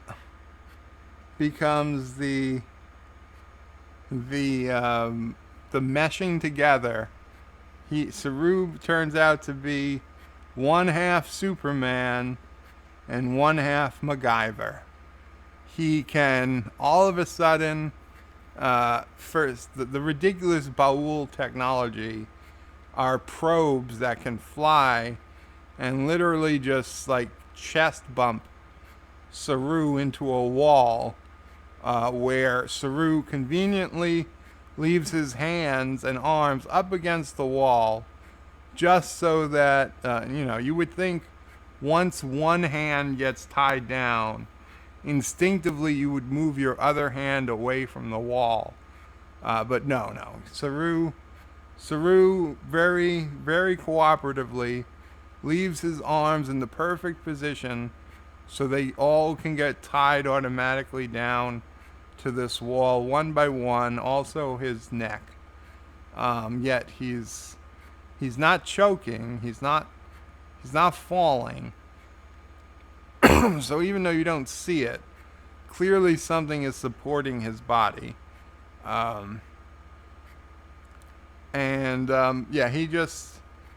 he once his sister's endangered, he gets and this ridiculous looking flying probe that has like a drill bit on it out of a horror movie, that they're going to analyze him by drilling into his face, presumably without any type of sedative or whatever. So Saru, in the face of certain death, gets Superman-like superpowers, able to pull his restraints off, smash the probes, despite them having sharp knife-looking cutting things spinning at 1,000 RPMs. He can just pick them up in his hand and squish them in his fingers like bugs. Go save his sister, and then in the greatest feat of engineering, and I say that in quotes, ever, even more amazing than the seemingly weeks it took him to put together the communications device from the ship, parts of the Baul ship that just happened to fall off. In the brightest star. Saru at the end makes a communication device. Again makes a communication device from the broken parts of the probes that just happened to be sitting in front of him, because you know what? Of course they wouldn't have sent more probes after he broke the first 5 or 10, right? Why? They would just let him do whatever he wanted to do, because he's not like he's a dangerous maniac running around their ship. Clearly they have some other protocol in place they could deal with. But no, they don't. They'll just let him build something with all their tech. And what does he build? Not only does he build a communications device, he builds a perfect Baul communications device that the Enterprise, that the Discovery picks up as being a hail from the Baul. It's not even a hail from Saru, or we're getting a mysterious hail from an unknown source. No, he is actually sending a hail through Baul technology, to the point that it seems like it's from the Baul, so that they tell the captain that we're being hailed by the Baul, and Captain Pike doesn't even know whether he should accept the call. Why not? Just say yes, put it on screen or on audio. He has to look at Michael Burnham. He has to get permission from Michael Burnham. What the hell is wrong with you, Captain Pike? Why? Why does you need Michael Burnham's okay to accept the calls? It's not collect call. You're not accepting charges. She's not going to be the one paying the bill. Just accept the damn call. So, basically they realized that, and I don't know how they knew this was even going to be possible, but Saru determines that they need to put all Kelpians through the Vihari immediately. And it needs to be done far quicker than it happened to him, because for him it took days. And if the Kelpians take days to be put through Vihari, the Baul will kill them all before they've finished. So Saru just knows that somehow it's even physically possible, somehow there's a way to make all of the Kelpians go through this in like 15 minutes. And Tilly actually comes up with the way, refined by Michael, but basically it involved, of course, the sphere from last episode that just thankfully happened to record tons and tons of historical data on Saru's planet. I wonder if it recorded any data on Earth. Did anybody look? No. Why would anybody look if it recorded any data on Earth? Why not? No. So they've got centuries, maybe millennia's worth of data on Saru's planet. So they can see, they see that that's when they noticed that the Baul were almost made extinct, and after the Baul near extinction, then all of the evolved Kelpians were killed off, and only the pre-Valarhi, Virali. I know, I'm not pronouncing it right, and I know I'm way behind on comments. What can I say? It's one of those streams. The Varari, they're way behind, only the Kelpians that haven't gone through it populate the planet. So they figure if they can send the beam, and it's not even if they're going to do this beam through Discovery, they're going to send a signal to Saru. Saru, like, karate chops his way into a wall, pulls out the correct piece of technology that just happens to fit in the hole of some other piece of technology he's holding, and wow, it fits like magic. You turn it, and all of a sudden this signal he got from Discovery starts emitting an audible noise.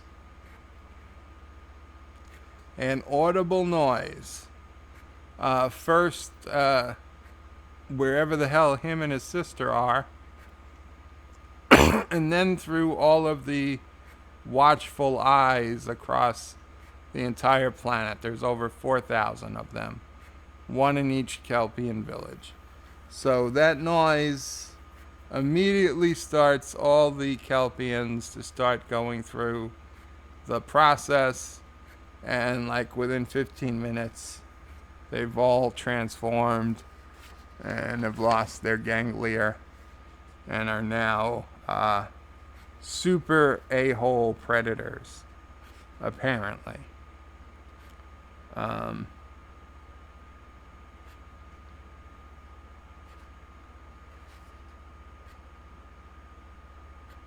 Now, we learn, Saru learns about the fact that his people, by his people we mean the evolved Kelpians, had once nearly made the Baul extinct. That they were the real predators and that the Baul were the prey species. And that basically everything the Baul has been doing for the last 2,000 years has really been in their own to save themselves from extinction. So you kind of look at it a little differently. Although they make the Baul disgusting looking aliens, which makes it much easier to still hate the Baul, because the Kelpians have kind of acute innocentness to them, where the Baul are disgusting, like tar living sewage people with hunched backs, and I mean, you could not imagine a more, I mean, they could be a scary alien if not for the fact that they're just so ridiculously stupid. You know, so the audience has no reason to like the Baul, from what we see.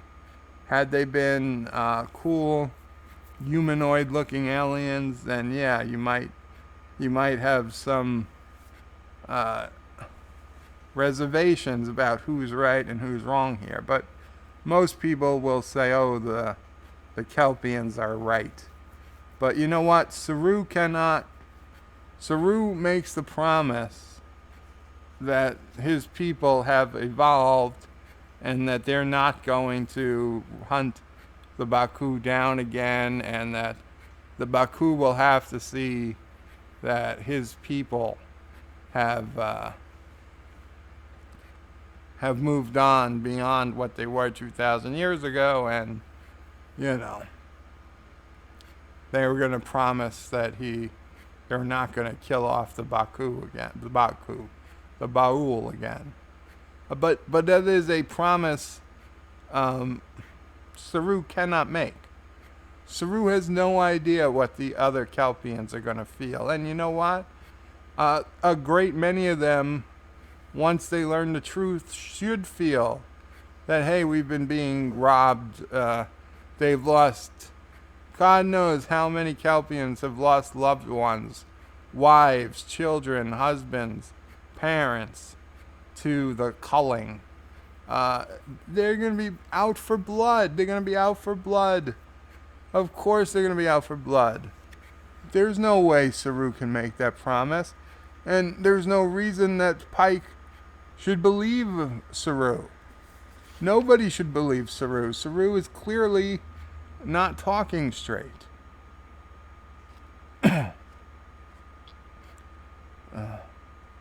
And I don't know who gets to make the call on Discovery. Maybe it's Saru, but he's not even technically on Discovery. But who makes the call that literally puts an entire planet into the severe pain of Vahari? Why? Who has that? I mean, this isn't a little pain. This is a crippling pain that, I mean, they keel over. And yeah, it has an ending and an upshot, I guess. But I wonder, do some Kelpians not make it through Vahari? Because it certainly seems like the kind of thing that, you know, maybe 1 in 10 or 1 in 100, whatever it is, and not all of them make it through it. I just kind of get that feeling. So I wonder how many died.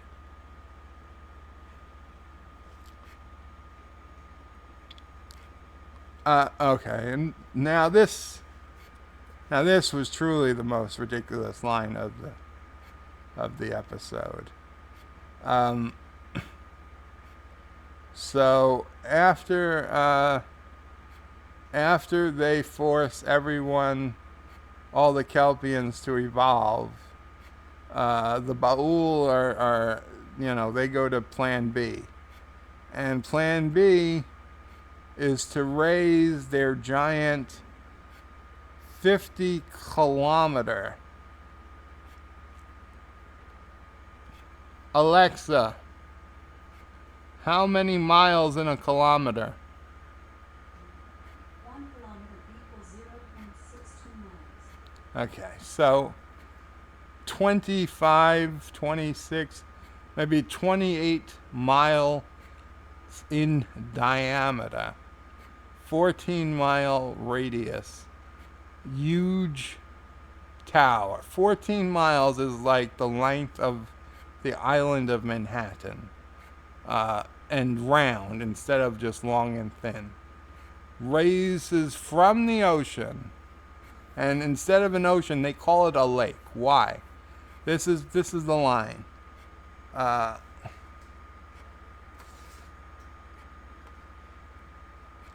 That something's happening in the lake. And when we see this so-called lake, it looks exactly like an ocean. It is the beach on Saru's village. If this is a lake, it puts the Great Lakes to shame. And why would it be the only lake on the planet? She just calls it the lake, right? She doesn't call it the ocean. She just calls it the lake. Like there's only one lake. And if it is, it's the hugest lake ever. So just call it the ocean, because that's clearly what it is.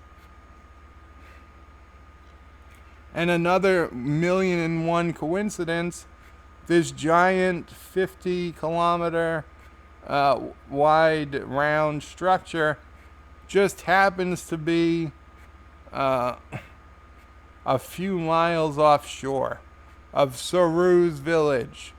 Is like Saru's village the first village, the village closest to the Baul? Is that why so much of their technology happens to fall off there? That it's the first stop? I don't know. I honestly don't get it. A lot of it makes no sense. Like, if they have beaming technology, why are they sending ships to get the Kelpians to begin with? Why not just beam them?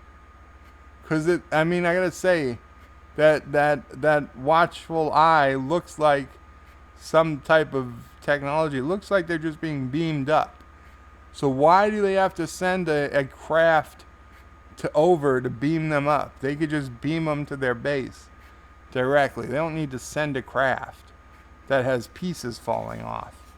That was just the only way they could get Saru. Only way the lazy riders could figure out Saru could contact Starfleet was by parts falling off a ship that didn't have to fly to begin with. Incredibly sized lake, incredibly sized structure.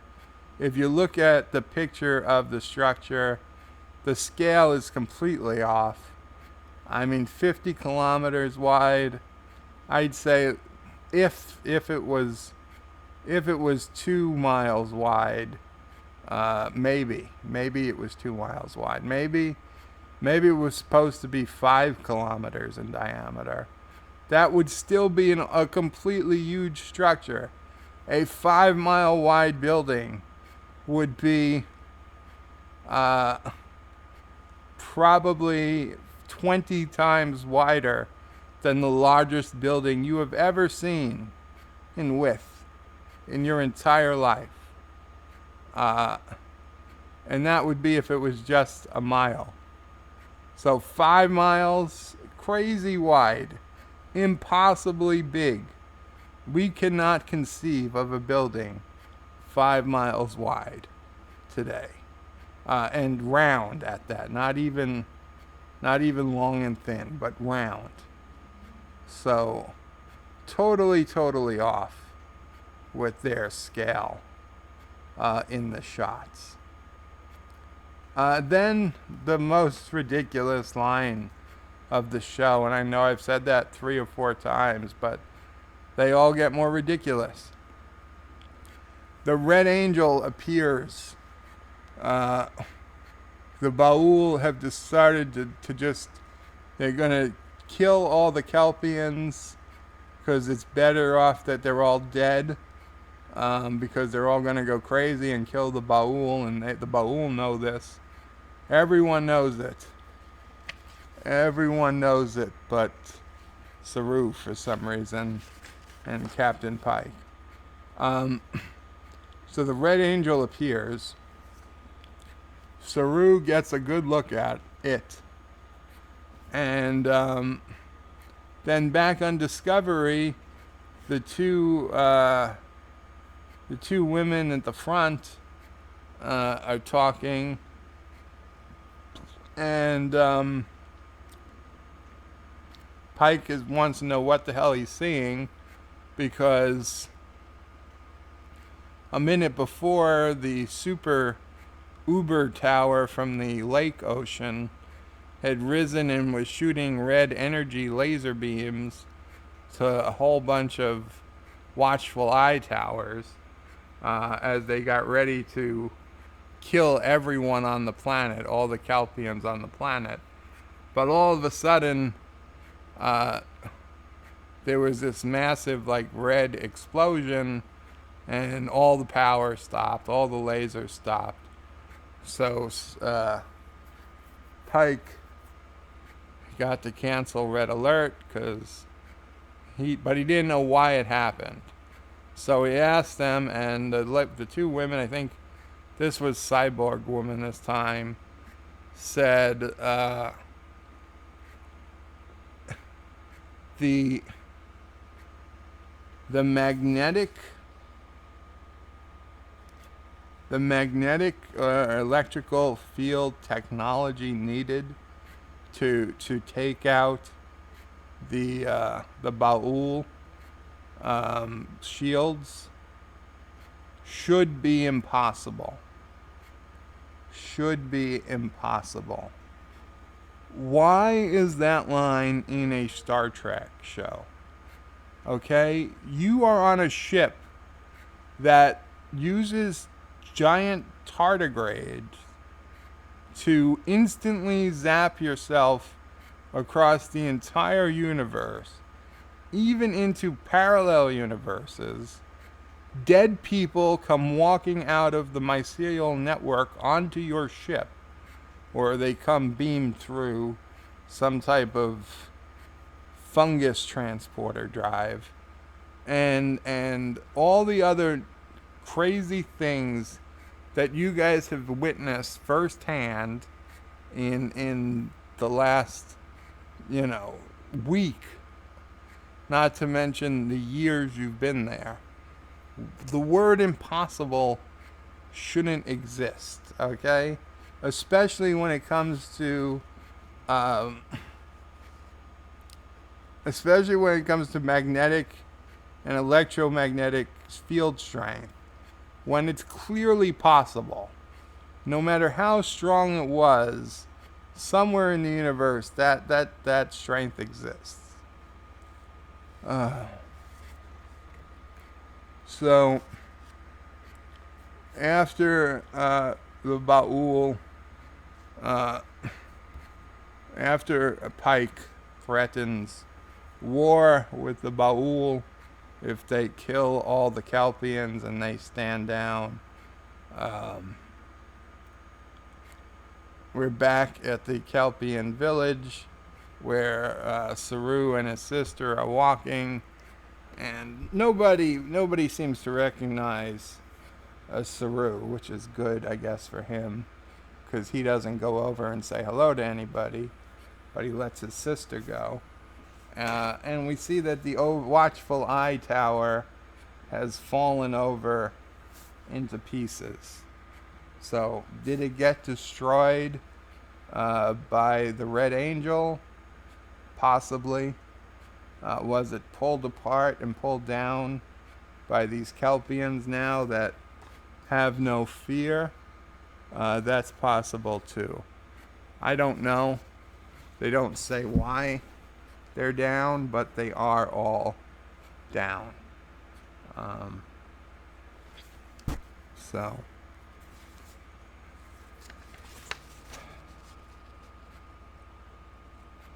then, okay, we're really near the end here. Pike and Ash talk in the most deserted mess hall. So this must have been like a middle of the night meeting. But even in the middle of the night on a starship, there are crews. It's not like the whole starship's asleep. The mess hall should be busy 24/7, right? And yet, it seems to be empty quite a lot. Enough so that Pike and Ash can have a meeting in the mess hall instead of in the ready room or someplace where they'd actually have privacy. And Pike shares with Section 31 the fact that Saru and his extra special eyesight, which again we learned he had for the first time, I believe, last week, he was able to get a good look at the Red Angel, a better look than anybody has gotten so far, and he identifies it as a humanoid wearing some sort of technology suit. And so for the first time now, uh, and somewhat to, I would say, Pike's disappointment,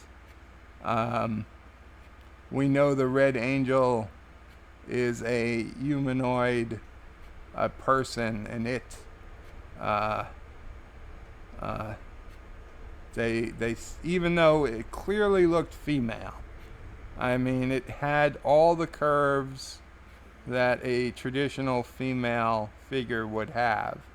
Saru didn't seem to, and if he did, Pike did not pass that part on. No mention of it, of having female form, was included, but we saw it. We know it has female form. Not even going to speculate because we all know what we're thinking. But, so they have that.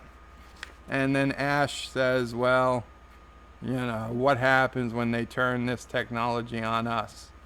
And Pike says, Section 31 is like very, very paranoid. And then Ash lays the war bomb on Pike, and he shuts Pike up. And he's like, some of us, the war changed some of us. Those of us who were like here for it. And that was like a big FU to Pike. Like, you weren't even here for the war, right? You were on your 5-year mission doing exploration. You shouldn't talk to me about what it's like to be in a war, because, I was in both sides of the war. I was the Klingon, I was a human. I had it from both sides. So shut up, Pike. Shut your stupid face. That's basically what Ash Tyler tells him. And Pike leaves. He can't take it. And then at the end, and Saru's sister, Saru invites his sister to stay with him, and she's like, no, I gotta go back. My people need me. So they beam her down. And who's there but Michael Burnham again, watching every interaction in Saru family. And they have a talk, and Michael ends with the words that, well, she does know one thing. She has to go home to Vulcan. So I guess next week they're headed to Vulcan. So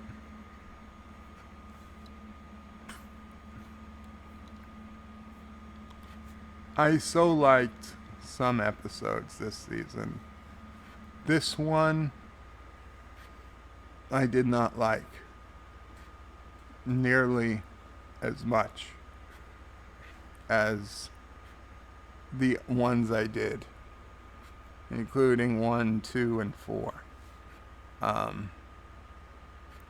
And the fact that they made changes and broke their own canon for reasons that seemingly don't make any sense, for no reason other than they could. Like, somebody on the writing staff had proposed for the short track that they be from the Archimedes, and somebody else on the writing staff or a producer said, no, we'll just call it the Shinzu because it'll save us $1 million not having to make a different shuttlecraft. And like, that person had a bug on their shoulder or whatever on their shoulder, and pissed off. And then the person who told them that got fired. So now they's like, now we can make it. Watch me, I'm gonna make it the Archimedes. So now they have to spend twice as much to reshoot or re-render the scene with a completely new shuttlecraft and purposely work into dialogue multiple times, establishing that it was the Archimedes and not the Shinzu that Giorgio was on. Absolutely stupid reasoning. 100% get the feeling that it is just writers who have totally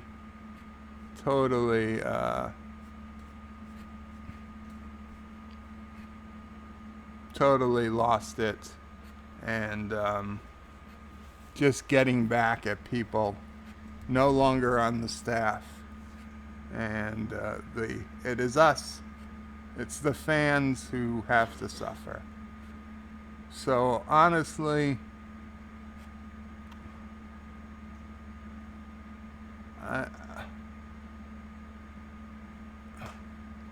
I know it's low. But I honestly can't in good conscience give this episode more than a 3. And I want to say it, I really want to give it a 2. So, you know what? We'll split the difference. I'm going to give this a 2.5. Which, if you look at the average from season 1, is pretty damn good. But for season 2, it is pretty damn bad. Probably the second worst episode of the season. Second only to the incredibly terrible episode 3 of this season. Well, that's the live review. Somehow 11 people have stuck around without me answering any comments in the last hour and a half.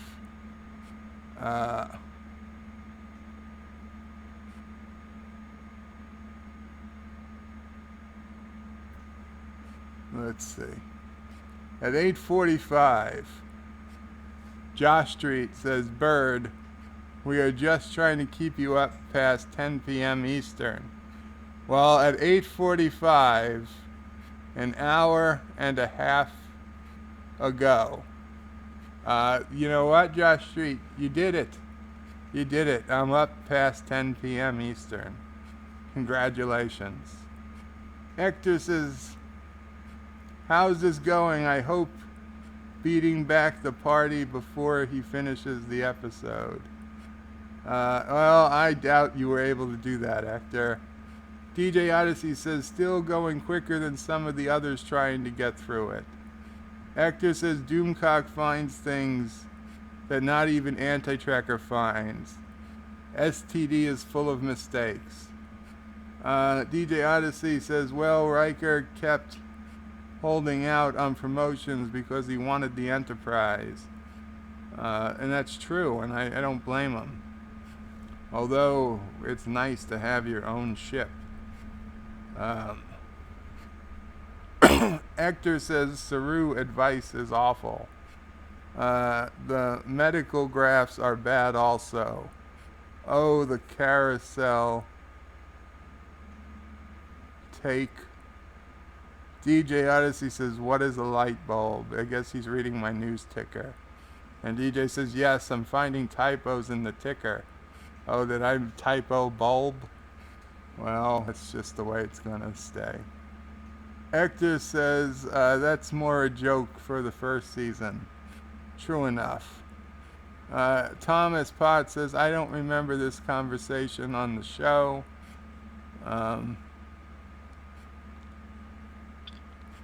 Hector says, regrettably now I can see more in Discovery.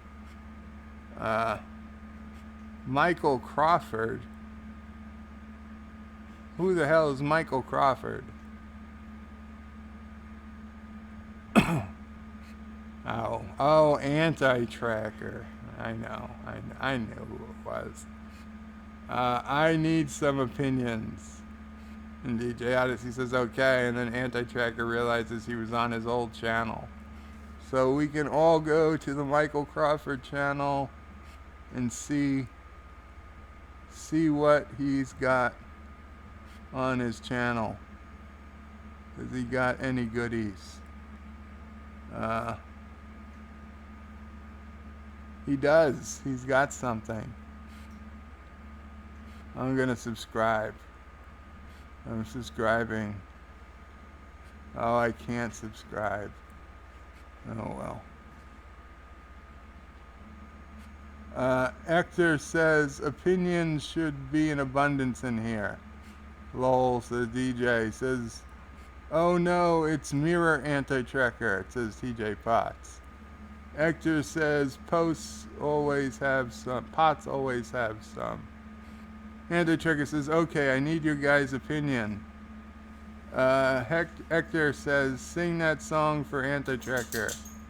Anti-Tracker says, you know I'm a greedy bastard. Uh-oh.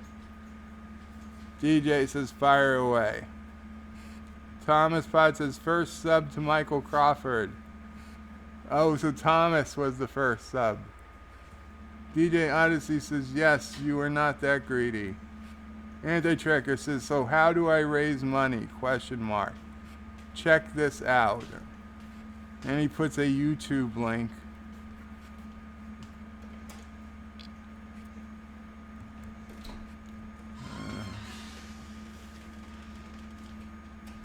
Test for STD, the anti-edit, Saru speech. Now I've got the mic or the music off. Not entirely. Because I don't want to get 47 seconds.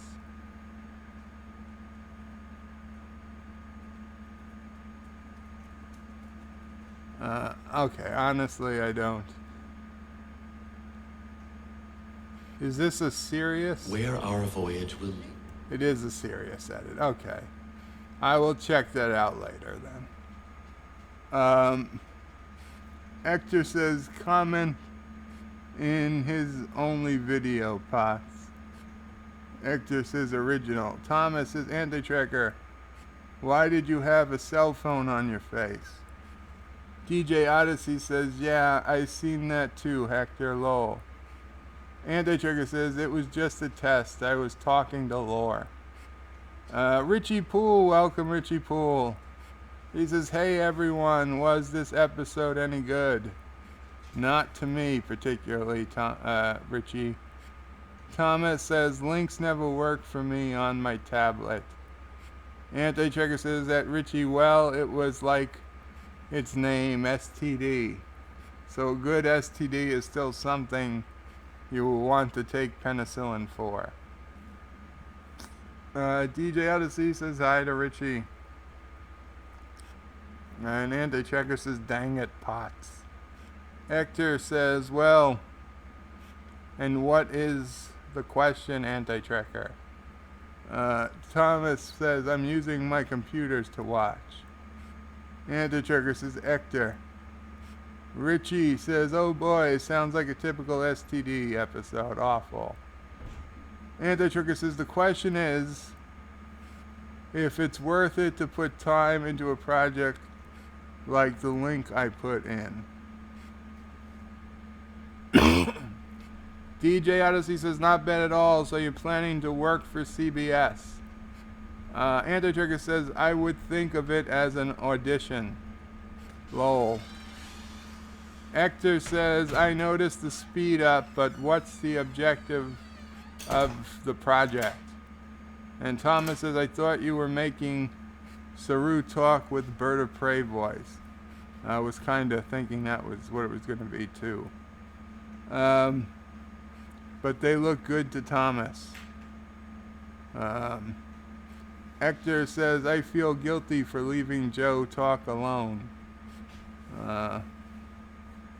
DJ says, yes, it seems like you guys were much more busy with Anti-Tracker, but that's fine. DJ says, well, if this audition tape, you might want to fix one thing. It's original, not organal. DJ says, yes, I get the anal part, lol. Thomas is laughing. Anti-Tracker says, I slapped that on just a second ago so you would see what I was doing. Richie Poole says, Mead?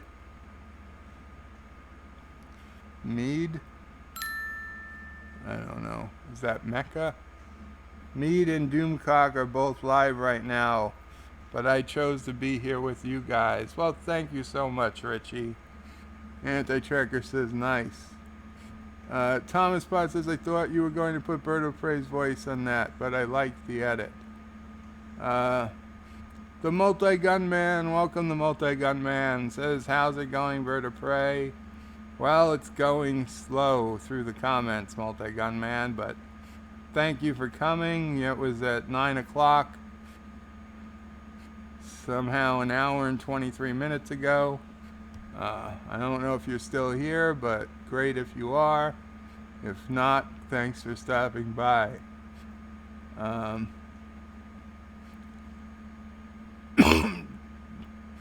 DJ Odyssey is asking if Track Lady C is still here.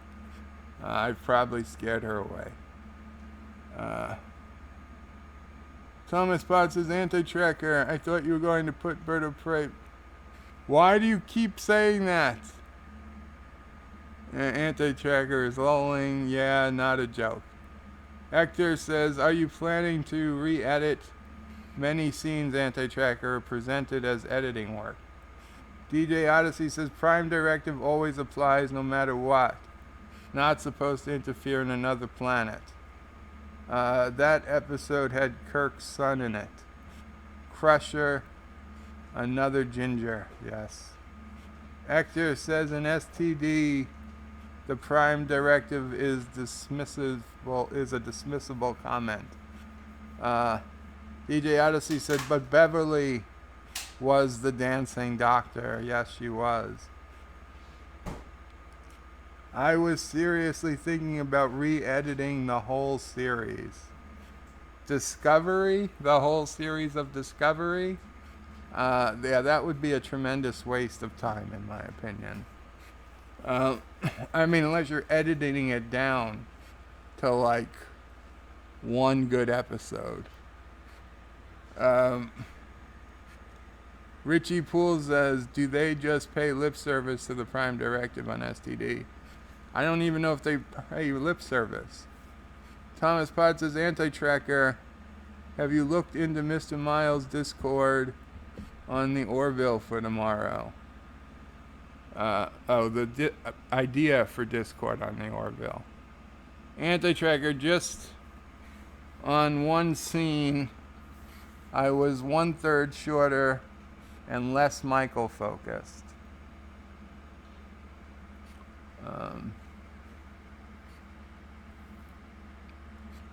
Hector says, the whole series, have you a couple of clones? Multiplicity style. Burning STD would be easier, says Thomas. Indeed. Indeed it would be. Hector says, if you like Tilly, if you take Tilly out of the edits, Redneck would send a couple of super chats your way. But Foley would stop coming to the channel. Thomas says, couldn't they copyright you? Of course they could. Multi-Gunman says, what's new? Richie says, McCoy said it the best, bread and circuses. Said it the best in bread and circuses.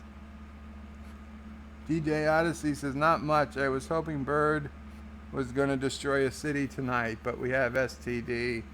Yeah, the city will probably be tomorrow. Anti-Tracker says, yeah, hit me with the copyright all the time, but I would not put it on the channel. Wow. Except for the videos about my progress. Okay, says Thomas. Anti-Tracker says, kind of like what's the name and TLJ, The Last Jedi? What's his name and TLJ? Ah, I gotcha. Anti-Tracker says, have you looked up...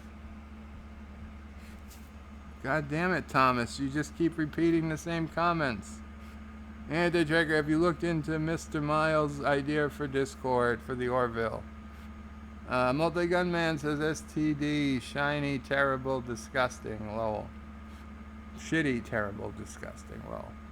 Josh Street says, why don't they make Burnham look like a Kelpian like they do all the other... Exactly.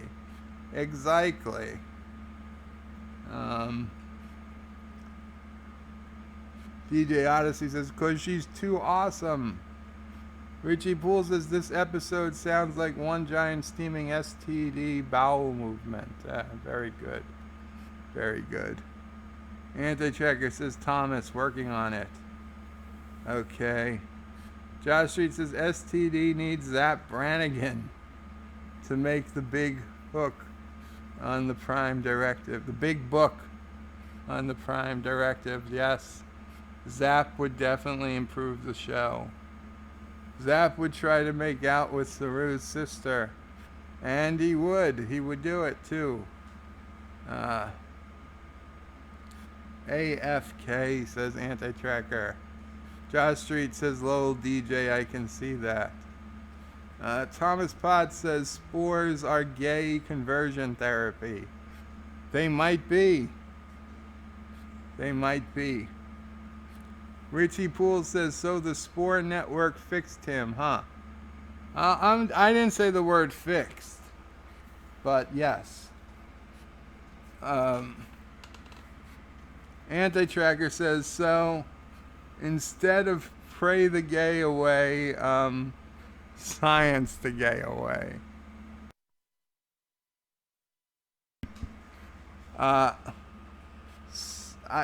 It's not science, it's spores.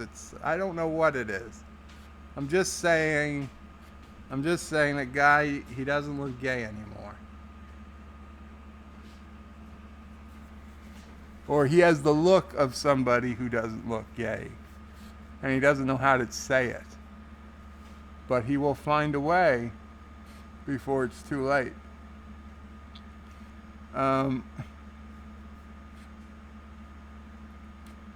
There's nothing scientific about the Spore Network, says Richie. Josh says, so the watchful eye, let's call it what it really is, Sauron. Sauron is the Red Angel. Josh Street said the Red Angel is Sauron's real body. What? Commodore Ty, welcome Commodore Ty. I don't know if you're still here because it's been so long, but thanks for coming by.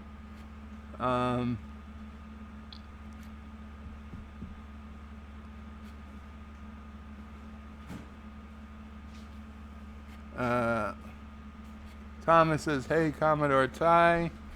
DJ says,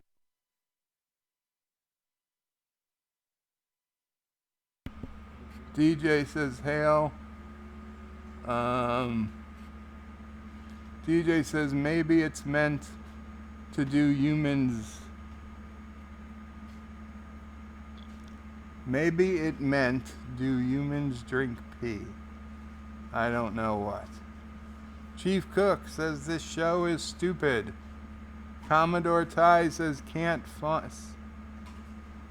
stand this episode, and neither could I, Commodore. Shields do not go up at yellow alert, if memory serves me. I thought, now I don't know. But, and it seems like the captains never do it. Oh, like, even in this episode. I always thought yellow alert raised the shields, Red alert would raise the shields and arm weapons. That said, I do know that almost all the time, captains would say red alert, raise the shields and arm weapons, or red alert, arm photon torpedoes, like I think Pike said in this episode. So I know they often repeat it. But I thought just by the book, the entire point of a red alert was to get all the ship's weapons and defensive active, and the point of a yellow alert was to get all the defensive systems active. But that's just me. I can't say where I read that or what, from where I heard that. And even if I did, who's to say it was still the procedure at this point in time? Josh Street says, isn't the Ferengi word charades mean con job? All your gold press latinum to me for a boat that is always full on the great river? John, the former peasant, welcome John, says, Calgon, take me away. Commander Ty says, who here thinks that Amos, who killed Lieutenant Yar, is a Baul? I certainly had that thought, but once the creature came out and was clearly a physical being and not just a literal pile of tar, it just lives in what appears to be very dirty water, I changed my mind. But of course, Discovery could retcon it. They could make it 25% different. But the being we saw did not seem to have the powers of the tar creature at all. So I think it's just coincidence. Commodore Ty, so we just have an android just advanced his data 100 years later. Yes. Josh says, Thomas, you don't have to like the Kelpians walk to eat them. Earlier, I got what you meant, Commodore. Thomas says, only after you eat one. Commodore says, sad news, Star Trek fans. Morgan Woodward, Captain Tracy, passed away earlier today. Sorry to hear that, Commodore. DJ says, Saru likes bondage, ? Said a give, says DJ.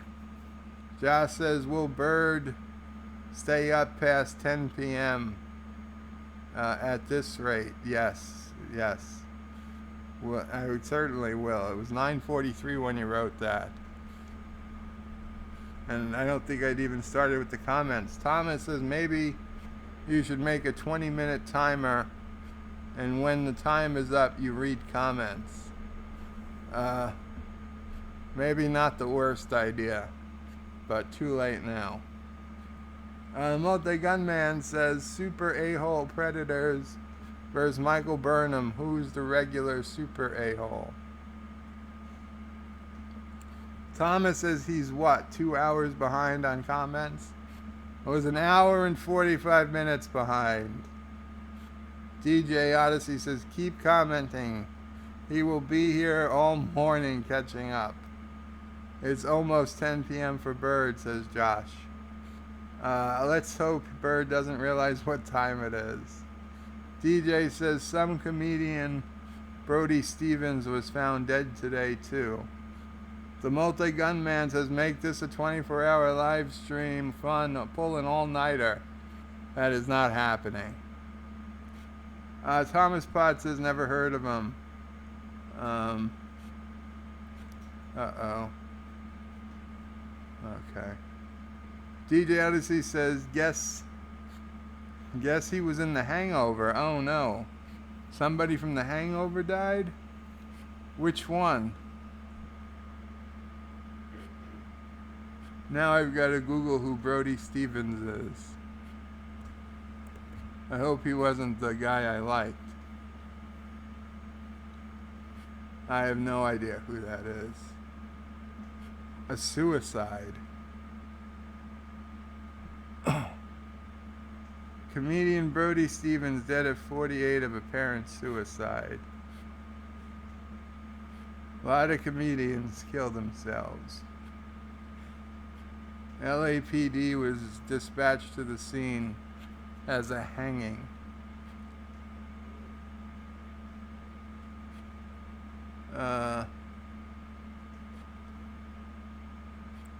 Yes, the suicide hotline.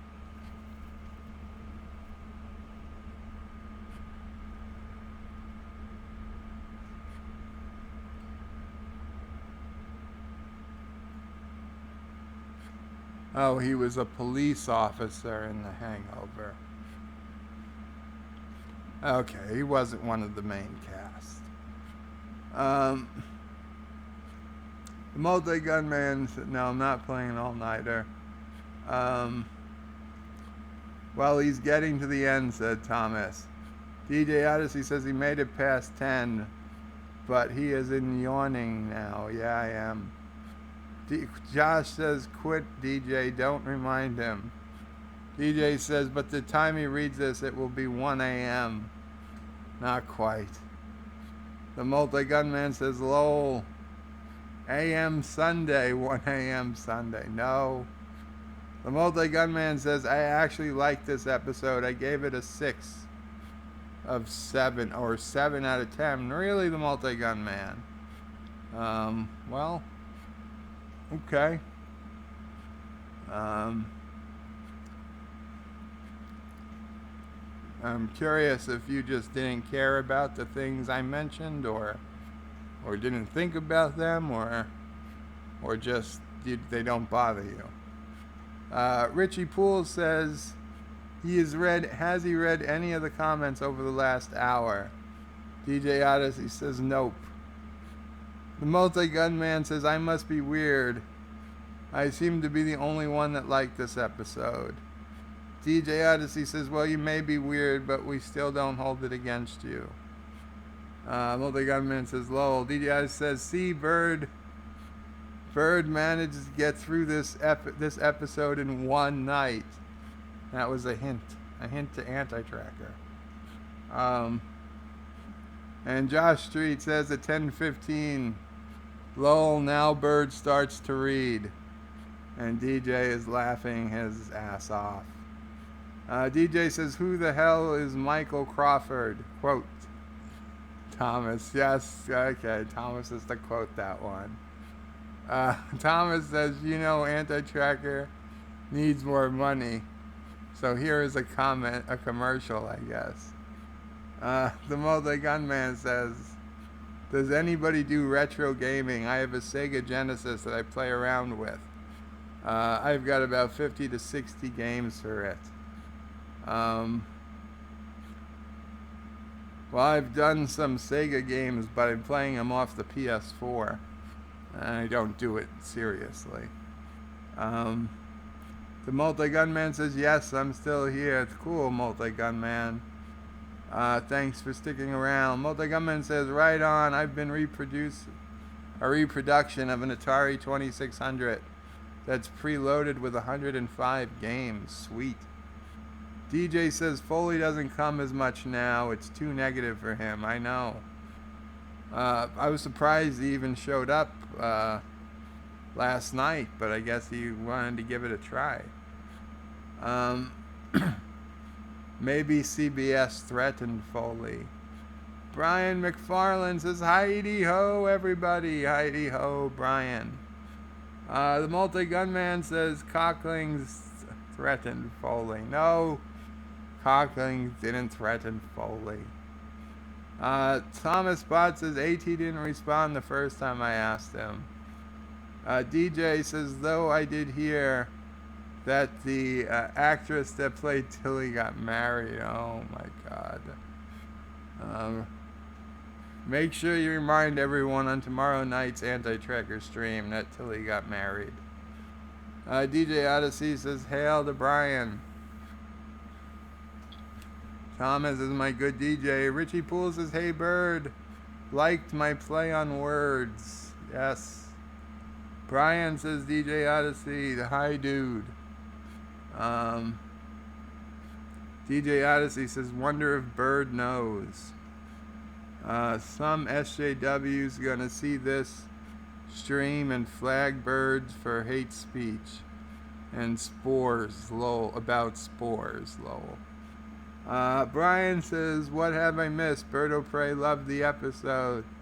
Not so much, Brian. I think he gave it a 30 out of 10. No, DJ.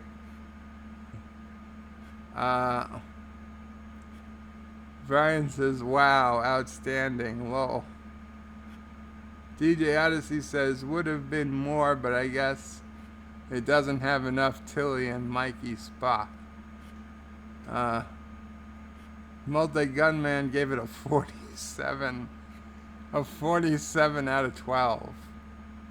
Excellent. Richie Poole says, not so much, Brian. Oh, wow, that's exactly the words I used. Not so much. He gave it a 2.5 out of 10. Thomas Potts says it's 69 outside out of 99. That's interesting. It's just my hospital bed going up. Multi-Gunman says it's 3.14 out of 2.873. Well, that's still pretty good. That's over 100%. DJ Odyssey says the P comment was when you said T-Bird. Oh, okay. Now this is why you can't wait 90 minutes to read comments. Well, yeah, well, I knew there was some drawback to waiting 90 minutes. Multi-Gunman laughs. Brian McFarland says, I know Anti-Tracker, Mecca, etc. are getting grief for being negative, but I think the negativeness is justified. This episode of Discovery is more Babylon 5 than Star Trek to me. And DJ Odyssey says, don't diss Babylon 5. I think there are a lot more Babylon 5 fans than true Discovery fans. Brian says, and let's just save some time and promote Burnham to captain. Give her the ship, get it over. For everybody's sake, promote Tilly too. Really, we need Captain Tilly. Captain Tilly and Admiral Burnham. Chief Admiral Burnham.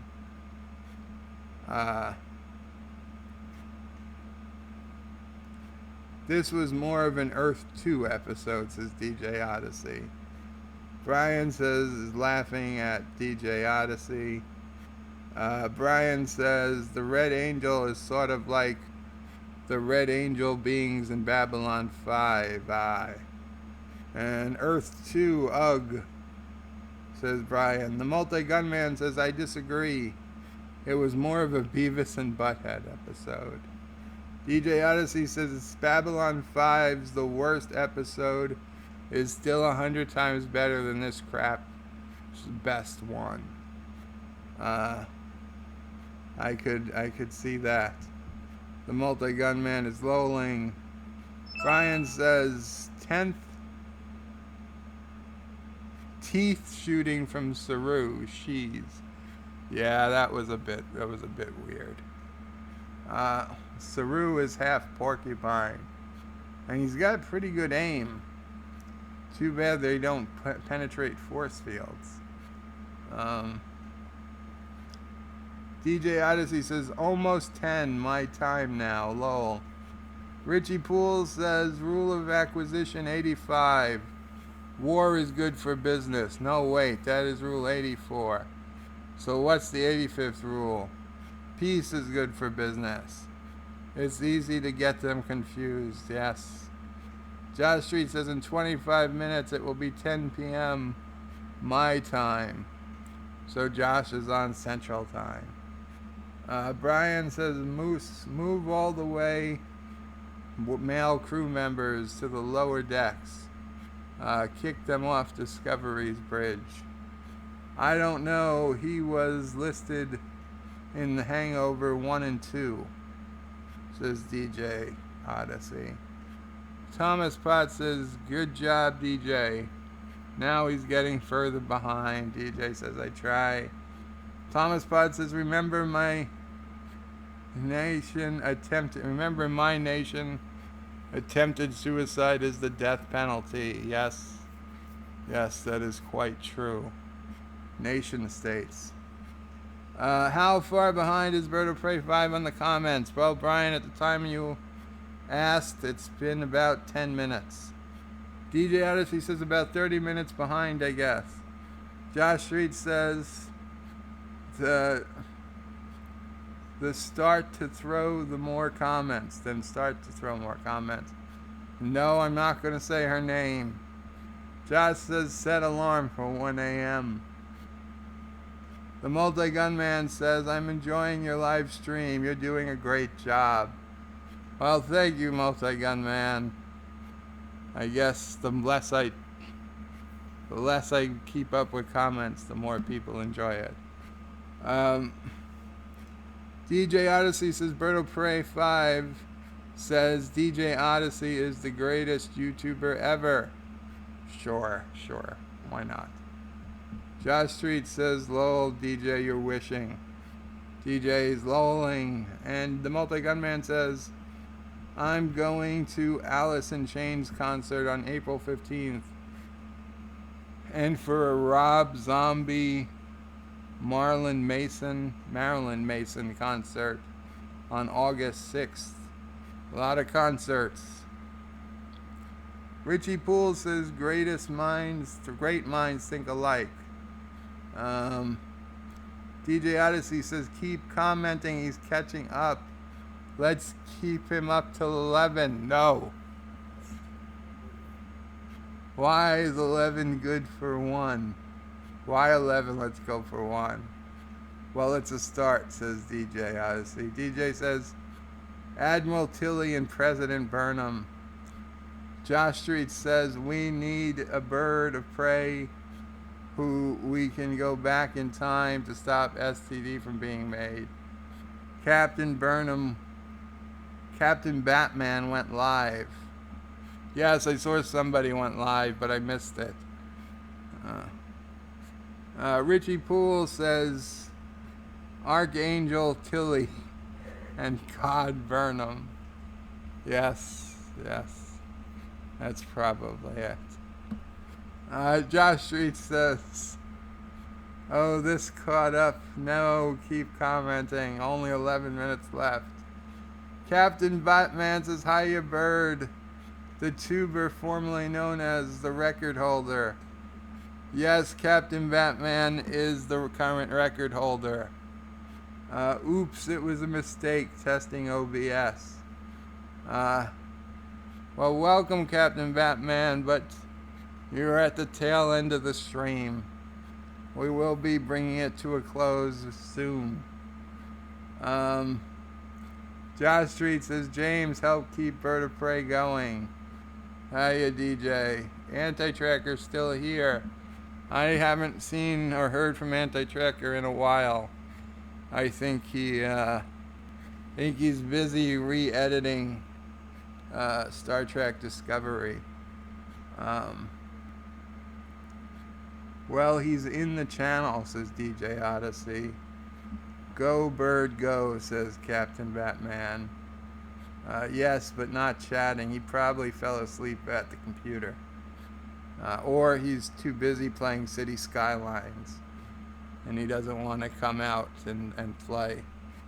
Speaking of Anti-Tracker, if you can hear me, not only did I send a news update for tomorrow's stream, I also sent you a link of just in case City Skylines crashes again, how you can start City Skylines with all mods disabled. It's relatively easy, and it probably would have let you save your city, but you went for the reinstall much too quickly. It is quite easy. It's a no-brainer. You can start City Skylines with all mods disabled. It would let you then disable your mods through the software. So then it's kind of like a safe mode. And then you could have probably started the game and saved your city. But you live, you learn, Anti-Tracker. You live, you learn. I think he may have dozed, but he's still in the chat. Anti-Tracker may be changing his opinion on this episode. Make sure to check for typos. Hey Burv, did you improve the Richie fountain? I did not yet, Richie. I did not. Last night I ended up going over 4 hours just to get us to 100,000. I did not expect it was going to take nearly that long. I did not have time to play with the fountain. Next time, maybe tomorrow, we'll try to get to the fountain. Can you edit the video while you're talked about the mods you have?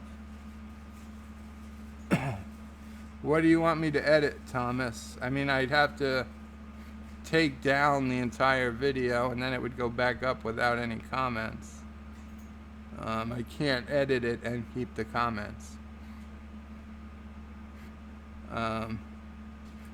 Josh Street says, Brian, Anti-Tracker lost his mind, so anything is possible. No, he caught up, said Thomas. Keep typing. About 7 minutes ago. Hey, Bird of Prey, can you add a stone with Excalibur? I don't have the Excalibur stone. I have to see if it exists. Thank you for reminding me, Brian. I will try to remember that, to look for it for next time. What's 6 minutes? I'm not staying up till 11. Thank you guys all for coming. Thank you so much for watching. Thank you for listening to me rant and ramble about Star Trek Discovery. I hope you enjoyed it.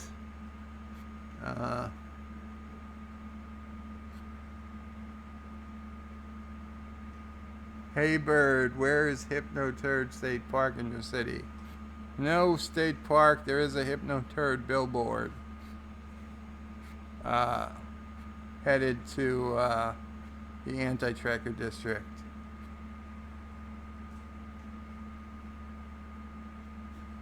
Thomas Potts says, I think we are a sub to you, DJ. Richie Poole does live long and prosper. Thomas says a bunch of hours. Brian says, I enjoyed Bird of Prey. Keep up the faith, brother. DJ says, I just like him reading that stuff, laughing my ass off. Okay, guys.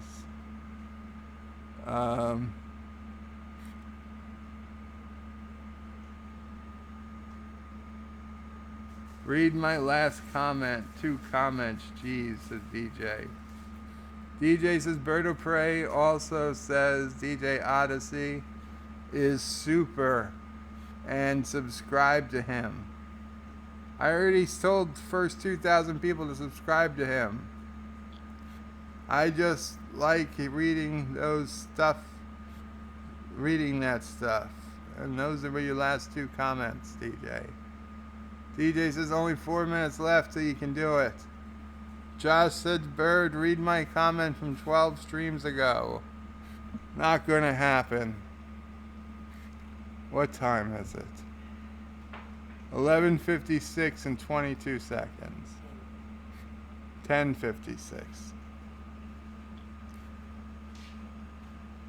Good night, all. Thank you for coming. Remember, please like, subscribe, share, comment, tell people. Can you make a video listing your mods for City Skylines? I did, Thomas. You know I did. Sing a song. It's been a long road. No. I do have to sing the song for John. I don't know when I'll do that. Next time I'm up and I see John around, I do owe him a song. But I prefer to sing the songs when I have the camera running, which is not tonight. So. Yes, Tilly the actress got married. Please read the Bible. You want me to read the entire Bible?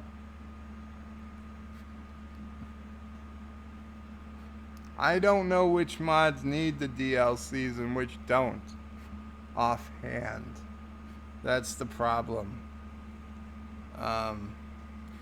The mods, if you go to the mods before you subscribe to it and just read the short description, it should tell you if you need a DLC or not. Yes, read the entire Bible tonight. Yeah, no thanks, Thomas. I don't even know where my Bible is. I guess I have one on the Kindle or something. But yeah, no thanks. Tell us how magnets work. Well,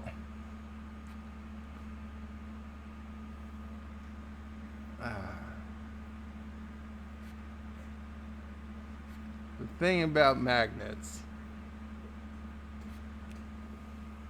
is that it's a story I can't possibly tell in 2 minutes. So, we're gonna have to save the magnets for another night. Sinner. Yes. What's the name that bird will not say? Calypso. Call mom. Okay, you know what, guys? Damn it, I love bird tales. Well, another night. Okay, at 11 o'clock, I'm signing off, even if I'm in mid-sentence. So, just know that God created the universe. Humans are scum, but he loves us anyway, the end. There's this song. I challenge you to find it. No, it's not only 8. It's 10:59 p.m. Eastern. There's this song that has the word Alexa in it. It's in the title. It's in the song. It is a song I would like to sing. It is in my approved list of artists. Somebody find that song and tell me to sing it. And I will sing it with you know who turned on. And we'll see what happened. But not tonight. But you guys have to figure out what song it is and who it's by. Qapla. And good night.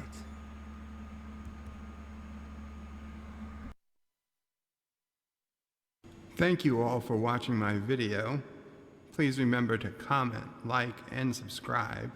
And don't forget to hit that bell icon. Without it, you won't get notifications of new videos. If you want to visit me, check out my forum at juot.net. I'm also on social media, on Facebook, Twitter, and Gab. And if you're really crazy, you can send me some money on PayPal. Take care.